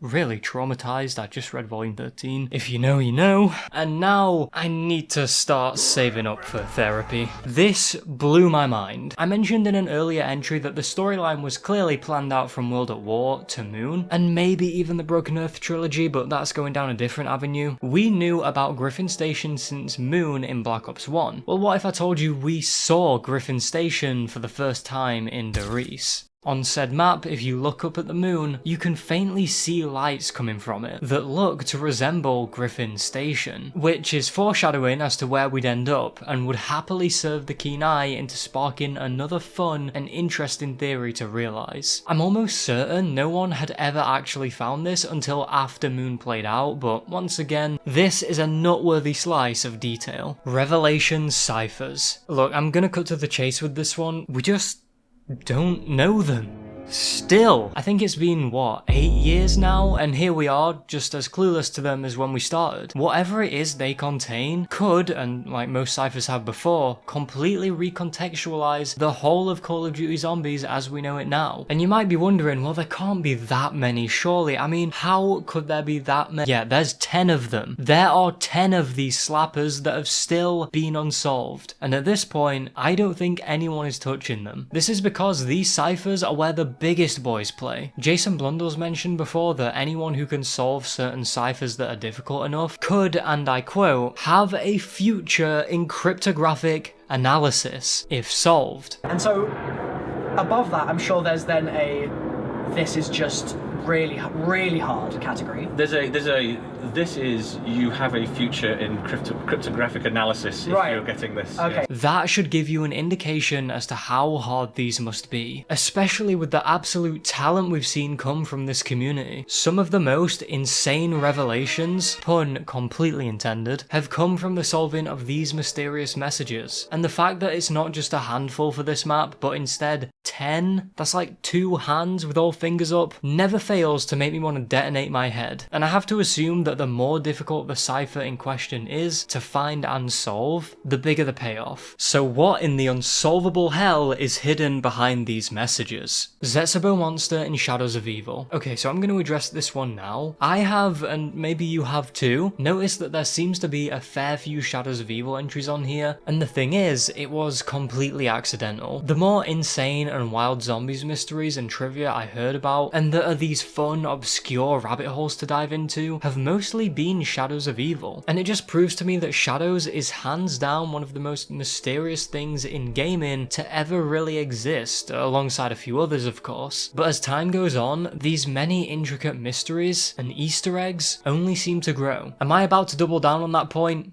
Yes. The underground section of Shadows of Evil feels very perplexing in nature, even today, and is one of the most visually striking places in Morgue City. One of the coolest looking parts here is the old mural that sleeps upon the wall with its grand size. It's not surprising by now that on it, we can see a depiction of the Great War. We see Keepers and Primus on one side bracing for the clash of the universe, and a bunch of Apothicons and Lovecraftian creatures on the right doing just the same thing. We see our Margwers and corrupted Keepers, but if you look closer among these cracked ruins, there appears to be what could be considered as the odd-looking Zetsubo no Shima distant monster that never fully made it into the game. We can see it in the top right corner here, and considering we don't have a full finished model to go off of with what we saw in Zetsubo, I think just putting them side by side and filling in the gaps with what Lovecraftian beasts it looks to be inspired from tells us that this could in fact be the closest thing we get to a realized version of this nightmare on tentacles. This image of the ZNS monster is facing the side to me, so let's look at it as though it's from that angle. We see what looks to be the rounded fat head and the wide open mouth with what might be outward facing teeth lining it. The tentacles come up from its head and reaching out in the same direction as its teeth, and although we can't see the model of the one from DLC 2, it's safe to assume that an eye would go either side of its head there next to its mouth, like we see on the wall mural. This lines up pretty well for me, and for those wanting more detail on this terrifying creature that never came to be, this small little bit in Shadows could hopefully help close up some of that curiosity. I couldn't begin to imagine what this abomination would truly look like, but this glimpse of it hidden away under here makes me glad I never have to come face to face with it. Why speedrunners play as Russman? I have always said this, speedrunners are some of the craziest people in the world and we need more of them, to be honest. The amount of awe-inspiring tricks and methods I've seen always make me go, wait till this happens. But this is one that takes the cake for me. This takes place in Buried, and you're about about to be buried in all the knowledge I'm gonna give you here. Whilst attempting a highest round possible speedrun, players kept running into errors. Now, I'm no stranger to talking about errors in speedrunning, such as the whole reset tomfoolery these games would pull, with assets overloading the hardware's RAM, and the game needing a way to flush out that stored data, hence the reset. From what I can tell though, we have a similar thing on our hands here. Anyway, in this speedrun, many people would randomly start getting a mysterious script error that told the now hopeless speedrunner that is on the brink of ending it all, that the game has exceeded the maximum number of child server script variables. What? What does that even mean? Reading that felt like I just put a dictionary into a blender and then picked out the first few random words that came up, because that made no sense. And I'm sure that's your initial reaction to hearing it, but bear with. Someone by the name of IVs creates a tracker to allow people to see what could be causing this, and these child script errors seem to be monitored under the name child_max. Once this value reached exactly 65,536 children, the game will decide it wants to choose retaliation and crash. It seemed like doing various actions such as picking up parts and certain animations playing would make this asset go up and basically overload the game with too much data to be stored. One of the oddest things though was that when tracking this amount, it was noticed that playing as our boy Russman and not any other character, only Russman, would load into the map with less assets going into the child max value, giving this elderly man a significant advantage for high round speedrunners, and this quickly became a huge part of the strategy for this challenge, which makes Russman officially the best character to play as in the Victus maps. He's a real one for that. Thanks Russman. Richtofen's coffin. Time for one that's a lot less technical and brain straining. There's a quote you can only hear from Richtofen once in the whole of Black Ops 2, and you most likely will never have remembered it because of how early on this was and that they're fleeting words. Once per fresh account on BO2 Zombies, when you grab a power up for the first time, Richtofen will begin violently coughing as he struggles to talk to the player through the Aether. Take a listen. Excuse me, just getting used to the Aether. Spare my rear! Right. Insta-kill. This quote is pretty funny, and I wish we could hear it for the first time every game on Transit instead of every profile, because once you hear it, as far as I know, you can't trigger this again. He'll announce power-ups normally after that, but since that initial max ammo or nuke that you got with his first time having to do that since swapping bodies with Samantha, he needed to go through the growing pains of such complex communication, which is a detail we never needed, but boy does it make for a good entry on this iceberg. Shadow figures. Here we have a more ambiguous mystery, something that is either true and is very rare, or is complete virtual diarrhea. On the Creepy Gaming subreddit, there's a post from user PureRandom6969420. Double nice. That not too long ago from when I'm making this, mentioned that they have vivid memories of being on Black Ops 1 Zombies back when they were a kid, and a visual glitch ambushed them, where the zombies turned into menacing, shadowy silhouettes, looking as if they had no textures at all, and the only thing that remained on them was their glowing yellow eyes. This sounds really creepy, and there's literally nothing available about this except for a reply from the OP stating that it's happened to them more recently. They said that if they saw it, they'd try and get a recording of it, but to this day, we're left empty-handed. As the OP had suggested, and what I immediately thought this to be too, was that it could be some kind of lighting glitch. I believe this to be the case because I can't say I think we have another Ben Drowned or Sonic.exe on our hands, and I mentioned before on one of my videos about the void barrier, as I've named it, that is all complete darkness, with no textures or any discernible objects or lighting present, making me think that this was a lighting glitch that never got fixed. And if that's the case, then this could be a similar thing here, and it has some actual merit to it. This kind of thing is possible. Makes me wonder if I've experienced this before. I feel like I have, but that might be my brain nostalgia tricking me, or some weird Mandela effect. I just feel like I know exactly what OP is talking about. However, what about you? Have you been unfortunate enough to have seen this glitch and encountered shadow figures in your game of BO1 Zombies?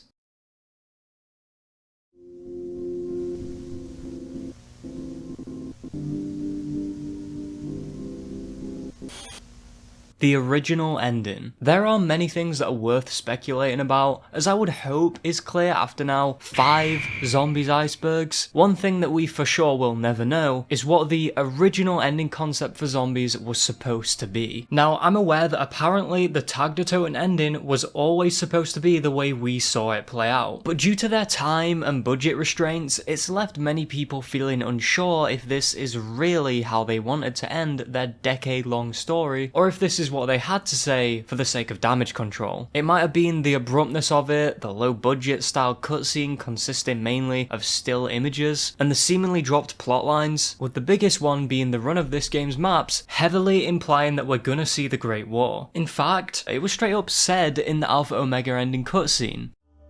We're going to fight the war, Eddie. The Great War. Then there's some unanswered questions. Unanswered questions isn't necessarily a bad thing because it keeps things open-ended, but as much as I love the Tagdatoten ending, there are some glaring issues that I'm surprised Treyarch never addressed, and it seemed as though they would have needed more time or budget to be able to fully explain this stuff. Like the Primus will fail and Ultimus will prevail cipher, it doesn't make sense now. And then Monty's lack of appearance throughout nearly all of BO4, I don't think there's any denying that he is set up as the main twist antagonist in Zombies after BO3, and then in BO4, except for the Alpha Omega cutscene, he's just not there. And these things kind of lead you to believe that maybe Treyarch either didn't want to end Zombies at Tagdatoten, or they needed more maps in between Tagdatoten to get to that ending. And I want to cover my own back here. I think it's probably best we don't crucify each other and maybe realise that there is some nuances in a conversation like this, which is what makes it so far down on the iceberg. What we think we know doesn't seem to be the case, and what seems to be the case might actually not be. After all, we know how ambitious Black Ops 4 as a game was. I get the debate that can still be discussed to this day, and is truly a point of discussion I don't think we'll ever have a reassuring conclusion on. All things considered though, the ending has grown on me at least, but there's this nagging feeling that it had to be wrapped up quickly and wasn't delivered entirely in the way the dev team saw fit. Nuketown mannequins move. I'm not talking about the multiplayer Easter egg here, nor am I referring to the Alpha Omega ones that turn to look at you. I'm on about the Zombies Nuketown. Those freaky, smooth-faced creeps are the epitome of a small, unnerving Easter egg that I'm almost sure no one's noticed. When you load up Nuketown Zombies and begin gazing around the destroyed town, you'll quickly spot the many charred mannequins that all have those dead eyes in specific places. Between matches though, you most likely won't be paying enough attention to them because of the yellow-eyed flesh feasters trying to tear you in half from your head to your butt, which is understandable. It's only when you start a new match and walk over to where you remember one of those mannequins being and they're gone. Not all of them and not all the time, but sometimes they've seemingly moved around somewhere, so watch your back. Strange figure in Shadows of Evil. What's the little picture called when you hover over a map and it has the description of the map under it for the map you're about to indulge in on the BO3 Zombies menu? Menu icon? Menu art? Whatever that is, the Shadows of Evil menu has a really odd detail that I think is worth pointing out and freaked me the hell out the first time I saw this. I think the first thing you'll feel seeing this is unnerved, and if not that, then confused is where you'll end up. This was hiding behind the text within the map selection screen, and that gives it this tinge of intrigue about it. It's a faceless silhouette that looks like a featureless person. We never see anything like that in the actual map, and so it becomes a head scratcher. Is this some kind of jarring Easter egg that we aren't grasping? Or could there be a perfectly normal explanation for this one? The only thing that can make this make sense for me is that this odd little guy is a prop used for scaling purposes whilst this art was being designed so that the buildings and objects all look correctly proportioned. And I'm no designer, but I imagine using a human for reference is probably a good idea. Mystery phone call. Hidden in the depths of YouTube, an old video can be dug up and it has that kind of old school, low quality vibe to it that's been lost to time. Much like the video, being 14 years old, which for internet years is a considerable amount of time that's gone by. It's titled Secret Phone Number in Call of Duty Black Ops Poster and was uploaded by a guy called Emo Sheepy, which sounds like one of those those Xbox Live generated names. He says that he was one of the first 300,000 people to pre-order BO1, and because of that, he got a poster for the game, going to explain that on it there's a peculiar phone number. Do you know what this is? I don't know, Scotty doesn't know, and I don't know anyone that does. Well, let's find out. Upon calling the number, he's met with this. Hey, you. Okay, I'm joking. Here's the actual phone call.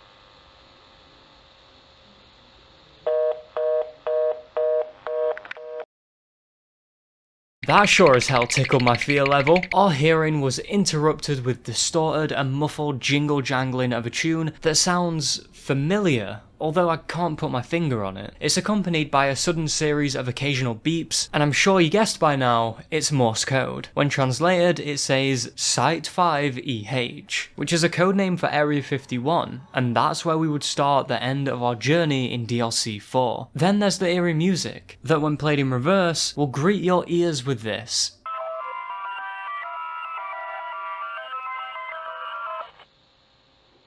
I knew it sounded familiar. The mystery box music has returned, and this was Treyarch hitting another home run in their horror era and incorporating this into a little puzzle. And the answer to that was that all of this was a somewhat fun, mostly haunting, teaser to say to eager fans that yes, Zombies is back, and it's gonna be a blast. And it was. Shadows of Evil is Atlantis. Where to even begin with this one? Up there with the likes of Shangri-La on Mars, and all those other batshit crazy theories that can send you on a steep slope to insanity. It sounds silly, and I thought it was too, but I also completely understand this theory and why people believe it. And I think this, and also other stuff on this and other icebergs, proves that Shadows of Evil may just be the most mysterious map ever. Not forgetting two others though. Let's start with the actual place itself. Atlantis. This was rumoured to be a certain city surrounded by ocean crafted by the god Poseidon. A city that was supposed to be pure, but much like a plague spreading, this city eventually was misguided in its morals and became a city of wrongdoing. The other Greek gods were understandably pissed about this, and Zeus decided to go full scorched earth and flood the city, banishing it from existence, and dooming the people in it to perish in a storm fit to cast the city away into the deep blue.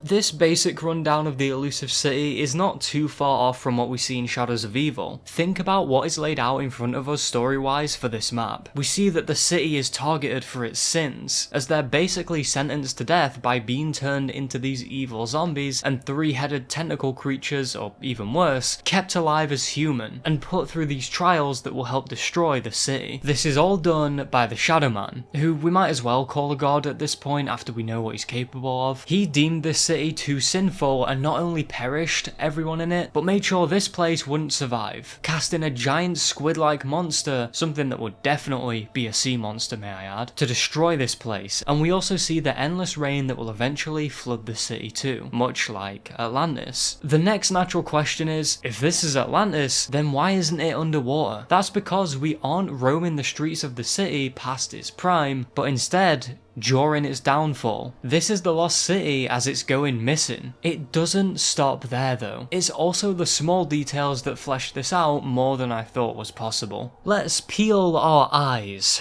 not too far back though, and look at the architecture. In many depictions of the city, it's conveyed that it had a beautiful, regal type of vibe going on, which is what is put on display, and not even subtly, may I add, as when looking at the railings we see them curve and weave these free-feeling patterns. There's emphasized arches too. Even as I'm sat here editing this video and looking at these railings, the pattern in the middle of them even looks like a clam, and the buildings have complex detailing and structure that really makes you feel the fancy aquatic depiction of Atlantis we've seen and heard about. A lot of Morgue City has the rounded aesthetic too, that looks as though it would be suited for underwater. I'm gonna call it submarine punk, and hopefully you'll see what I'm getting at. Take a look at the tram. Here's some concept art, and this has translated really well into the game. Look at this and tell me it doesn't look like a submarine. Not even a little bit. Then you see the buildings which possess the rounded design along with the circular windows that look like submarine windows, or something you would see at like some kind of aquarium, along with the heavy thick metal plating that once again fits the aqua-inspired theme. It seems as though the fanciful style of Atlantis and the spherical and rugged elements that water-ready equipment has have been merged together to help depict a modern city that is an interpretation of Poseidon's sanctuary. These styles are mixed to great effect, because when looking at these structures, I can't help but imagine seeing these submerged underwater. The layout of the map is also said to be similar to Atlantis, having one central point and then branching out into districts, which once again in isolation it seems like nothing, but scooped up with everything laid out, it becomes a lot more telling. The last detail of note is what you could say is the smoking gun of this mega theory. There are posters advertising a movie called The Missing City, a term that is given to our mythological counterpart which could easily be seen as foreshadowing for the theme. That's not our biggest lead though, that's just getting our foot in the door. If you look at this neon sign that says The Missing City, on it the letters HINT are all blinking. Hint. With a franchise as detail-orientated as this, so much so that it's led to us wondering if the ruins of Shangri-La were out in the stars, and a 1960s city being one that should be deep underwater, comparable to or the same as Greek mythology, maybe there is a line we should draw to make sure we aren't going completely insane. I don't think we're near that line though. I mean, Treyarch do like their mythology, and they have been known to incorporate it into their games, sometimes more subtly than others, on various occasions. And I personally don't think Shadows of Evil is set in Atlantis, but after actually doing research into the topic instead of just shaking my head at it, I completely understand why people would believe this, and as much as I want to, I can't fully commit to it for some reason. I'd say maybe it's a little too out there, but giant floating squid monster in space exists, and powerful bearded men, so you know. Could this be the super Easter egg that Morgue City is akin to Atlantis? Maybe these are all little coincidences that have perfectly aligned like Despicable Me 4 coming out on my birthday. Sorry, weird flex. Or could it be that Shadows of Evil really is a depiction of the bygone city of Atlantis? Zombies is beatable. Since the dawn of time, zombies has been deemed as impossible to best. You can do the Easter egg, sure, but you can never stop the onslaught. Never beat that round counter. It will always go up. You read the entry, so I'll stop waffling now. The seemingly impossible task to beat zombies by surpassing the round counter has actually been accomplished during those highest round possible speedruns I talked about on Buried, when a contender by the name of Blasters managed to pass the crashers and strive towards round 255. Upon hitting that number, the round would never go further up. Whatever spaghetti was powering the round counter just snapped. For those of you wondering why that would mean it's beaten, well, it's because our boy managed to reach the maximum round possible without the game crashing, which is the most the game has to give and has stopped the round counter, which I would say is undoubtedly what it means to beat the endless game mode of Call of Duty Zombies if I've ever seen it. The unbeatable game mode has been beaten senseless and stopped working as a result. Market man. I'm sure you know that Treyarch just loves a good secret, more specifically hiding them away from us. In fact, they hide so many secrets and there is so much ambiguity surrounding COD Zombies that it makes certain individuals write up and make whole videos over analysing said mysteries to their dismay.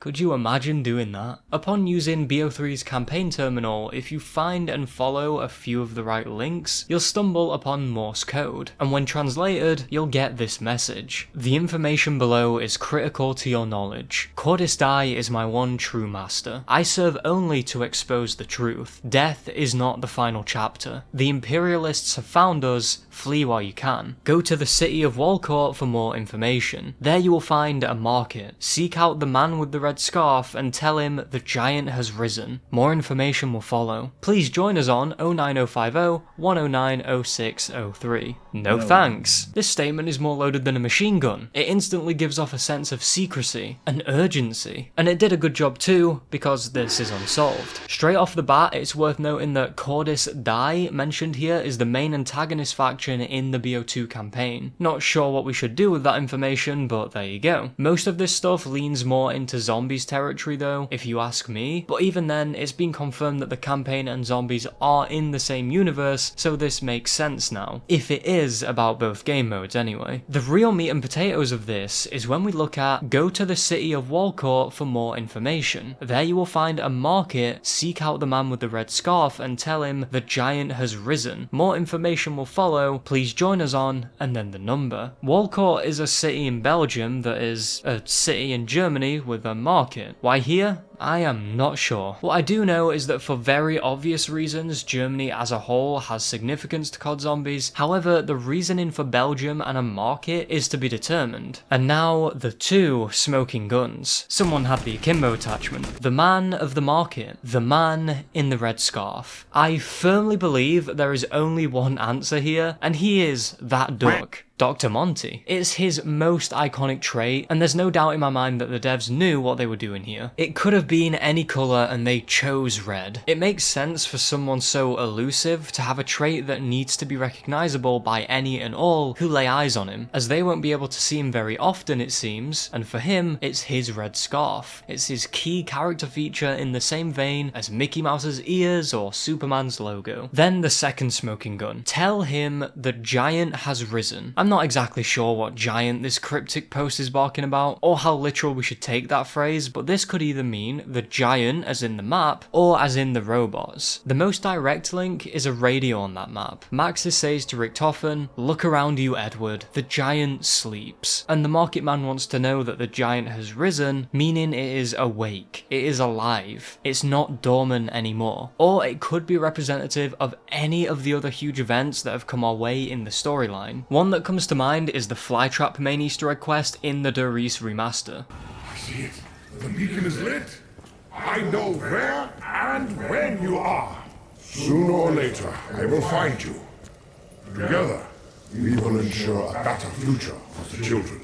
This turn of events might be important to him, and that's why he wants to know. The giant rising could be in reference to lighting the beacon at that facility, completing that quest. It seems to be important to him for some reason, in which our guys lit the beacon so that Maxis could locate them. Maybe this is an event in which Dr. Monty would take certain interest in. Whichever interpretation you believe it to be, it is clear that once something at the giant happens, or someone awakens something somewhere, there is an ominous mystique that clouds the answers we seek. But who is telling Monty this, and why is he so interested? If it isn't him, then who is it? What does he want? What is going on with this godlike sounding market man? The giant mysteries. The topic before, with Market Man, led surprisingly well into this entry, and that was by complete accident, I can't lie. But hey, segues, right?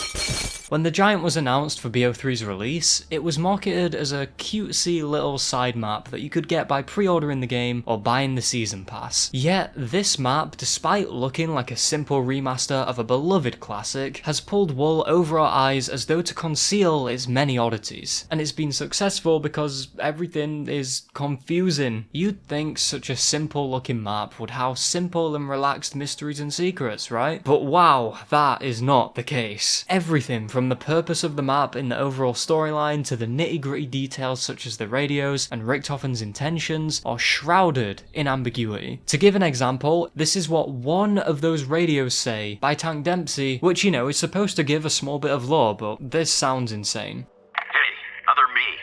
If you're hearing this, then it means that something's gone foobar. We're going to plan B. Stick to that crap bastard like glue. We Need to find out what the hell he has been doing and what he's going to do. We may be able to get a fix on your location if you can trigger one of the paradox visualizations. Good luck. We're all counting on you. Oh, wait. Whatever you do, don't get too close to the radioactive beacon. Makes your hair fall out. The most we know here is that Dempsey is clearly supposed to be talking to himself or another version of him in the next cycle, and advising they listen to Richtofen, but that's kinda all we can discern. The talks of Plan B and whatever Richtofen is doing to raise suspicion, or why they need to find another location, paradox visualizations, you get the point. This is just one of many weird things held here, and that I think would be interesting to cover as a standalone video, or separate entries on another iceberg maybe. But my point here is to mention everything as a more broad summary because of how detailed and obscure this topic is as a collective. You don't have to look far to find something in this facility that will leave you baffled, and the weird nature of everything, and the inexplicable things such as the radios. Based on their dialogue, it's unclear if the characters are aware they're in the cycle or if they're not. Nikolai talks about a chain of events that must be set in motion. This stuff will make Zombies veterans feel like they have no grasp on the story, and give us all a brain aneurysm. It's not just one or two things, as I'm sure you can tell by now. It's just about everything. As each second ticks by, we still yearn for an explanation or other pieces to the puzzle that will make the events, lore, and secrets of this map make any sense at all. A history of secret societies. I know. You were wondering where the eccentric and sometimes unhinged CallOfDutyZombies.com thread is, and wonder no more. It's here. Thought I'd save it for near the end this time because of how nuts this one is, and considering I've mentioned the Verrucht War writings beforehand, near the top of the iceberg, we can jump straight into this. See, when I looked into this, I just wanted to get some info for the Iceberg. The guy that made this forum and the accompanying video wanted to overthrow Sherlock Holmes, and so what we're left with is a rich case study that gives us answers to the obscure nature to many of our Verrucht War writings. The thread begins with user Pinaz quoting Brian Toohey, who you might know as the Giga Chad that made Damned. Quote, part of zombie mode is figuring out what is going on. Here are a few examples. What relevance do the numbers have on the walls in Asylum? Is that a Bible verse on the wall? Do those squiggles mean anything? Who is Teddy and why is he a liar? And who wrote that message? And who was it written for? And your very good question, I'm guessing this was an interview, who is this little girl? What I just read was the core essence of the Call of Duty Zombies story. Observations, then questions, then diminishing returns for our answers. That mentality is on full display in this post. What we're about to see is some of the most detailed and impressive zombies analysis I've ever seen. The guy that made the YouTube video documenting and translating this should be displayed in a museum or something, along with the guy that made the thread and whoever else figured all this out. They seemingly did this themselves in the pursuit of answers because the dedication this takes is respectable. I mean, writing all this down and researching it was hard. I could not imagine having to do all of this. I'd end up looking like a raisin at my desk by the end of the day. When you're face to face with the writings of a madman, which ball of scribbles do you even start with? I guess we'll look at the stuff that makes some sense. Starting with the zombie chomping on an arm. It looks like something I'd concoct on scribble.io. This is showing some fascination with the 115 creatures, drawing them like that on a wall. There's a quirky drawing of a hanging man that is most likely a portrait of Peter McCain. Teddy is the biggest liar is in reference to Richtofen there, as we know that this is what the kids at the orphanage would scribble about him, and it's thematically relevant because Richtofen is in with Group 935. An interesting one is a teddy bear that's got a prohibited sign on it, which seems as though whoever did this understands the significance of Samantha's bear. And then Greg Heffley? Onto the more nitty-gritty stuff. Hans. Given the context of the Yahtzees, I don't know if I can say the real word too many times for YouTube's liking, this name could be associated with Hans Kammler, a monster that helped build a terrifying missile, along with constructing the most infamous camp in World War II, Auschwitz. But most likely, this is relating to a Franz Xaver von Schwach. That was a German name, alright, but he goes by Hans Schwach. This guy was a German leader in the late 1700s and apparently encrypted his writings in an Illuminati code, as referenced in a book named A History of Secret Societies, written by the author Orkan Darol. This book is a look at societies that existed within the shadows from way back, up to now. This cryptography was used by the Illuminati. This adds more fuel to the fire because we do know that in Call of Duty Zombies, the Illuminati are there and have ties to Group 935. We can see the very codex Hans Schwach used for his concealed writings in these pages. And if that's not the case, then he must have really liked Pokemon. Luckily for us, they line up with the symbols on the walls in Verrugged, which are arguably some of the most cryptic stuff ever. These symbols are so random, it really looks as though it's just complete lunacy written on a wall. And all of this coming from an old German codex in an old book explaining secret underground societies that is all kept under wraps, truly is mind-boggling. But using this key, it can decipher what these symbols mean. These ones, when translated by the code, say living dead, and like I mentioned before, now shows a clear obsession with the concept of the zombie. These ones have been translated to OHM 935, which is obviously Group 935. Do I sound smart yet? There is some text that first looks like it's going to be a bunch of nothingness or more symbols, but it's a spiral of text that reads, in English, nerve impulses generated by the motor neuron activate the muscle to which the stretch receptor is attached. The funky text there just told us how these zombies operate on a more sciencey level, as opposed to simply, it's element 115, Lamau. And maybe I'm about to look too much into this.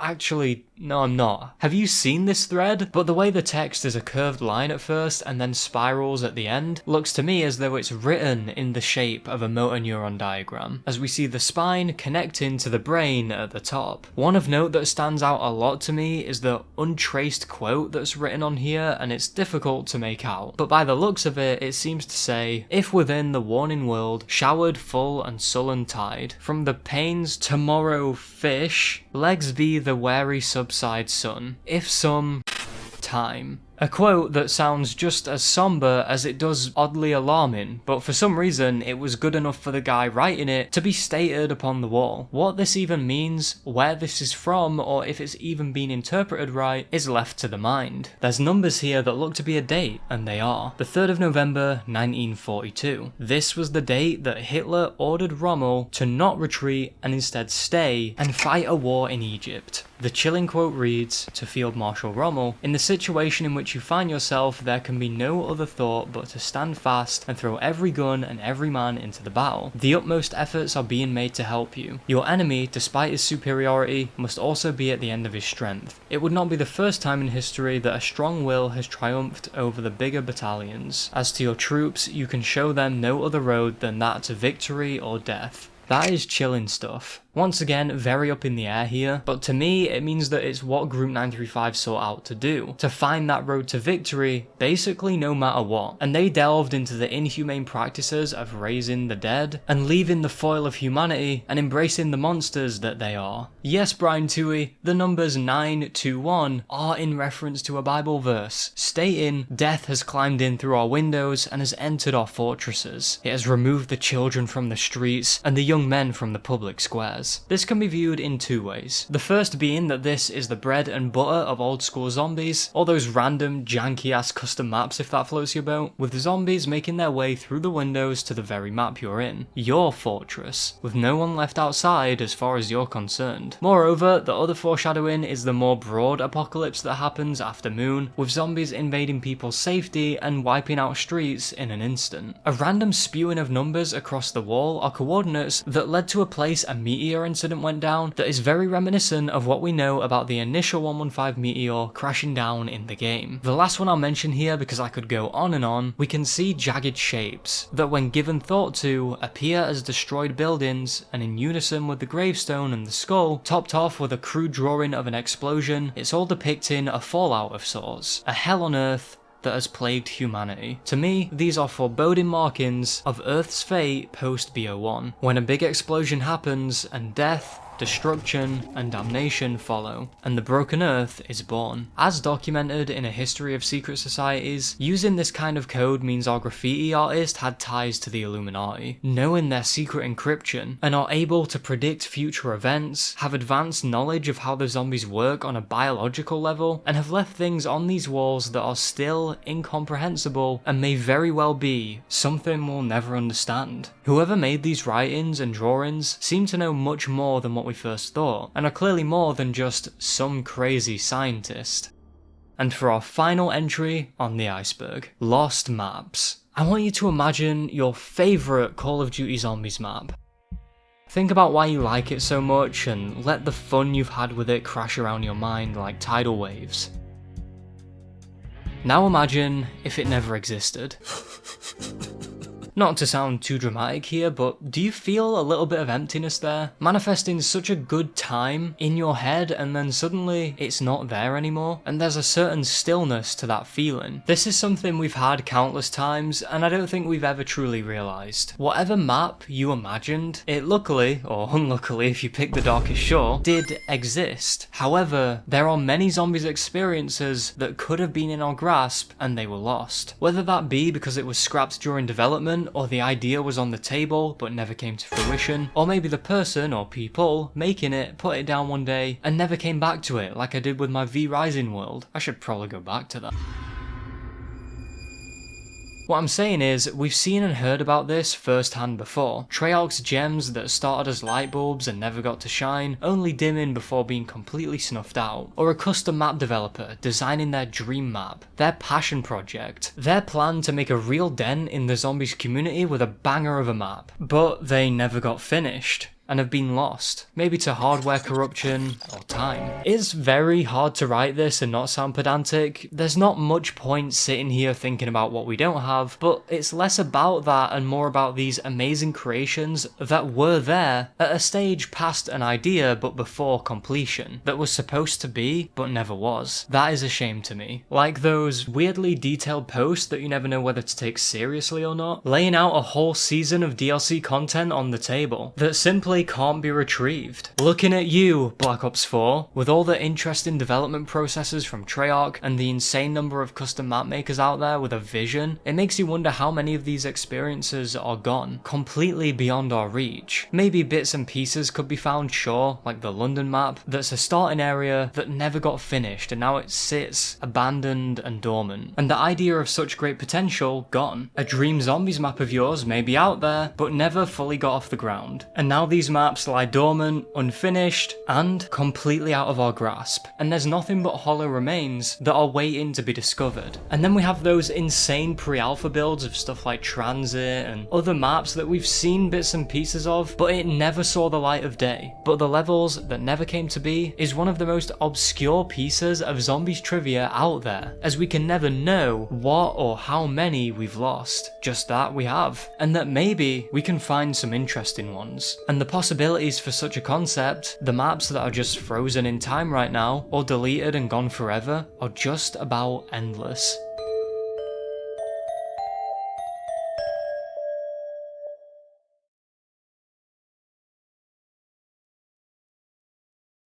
You feel that? That is the end of another iceberg. To be fair, I've got to congratulate you because with the stuff we have covered today, I'm sure I've probably sounded like a caffeinated lunatic talking about COD Zombies by the end of it. It's what these lower tiers do to a guy. And I think this is the longest iceberg I've covered to date. So if you've made it this far, I just want to say a huge, like really, really huge thank you for making it this far. If you have anything you want to correct or add to these entries that we've covered on this iceberg, then feel free. The discussion is always good to see. And also let me know what your favourite entry on this iceberg list has been. I think a few of my favourites on this one were like the Shadows Vivo's Atlantis, Lost Maps was a fun one, Ticket 56 was a good one, that felt like an unsolved murder, and I think A History of Secret Societies was a good one too. Oh, and we can't forget about the Zombies Christmas album. That one's too good to leave out. I'm honestly struggling to believe that there are 5 of these now. Usually a lot of iceberg series would just end after a couple of icebergs, maybe 1 or 2, but COD Zombies is feeding us well.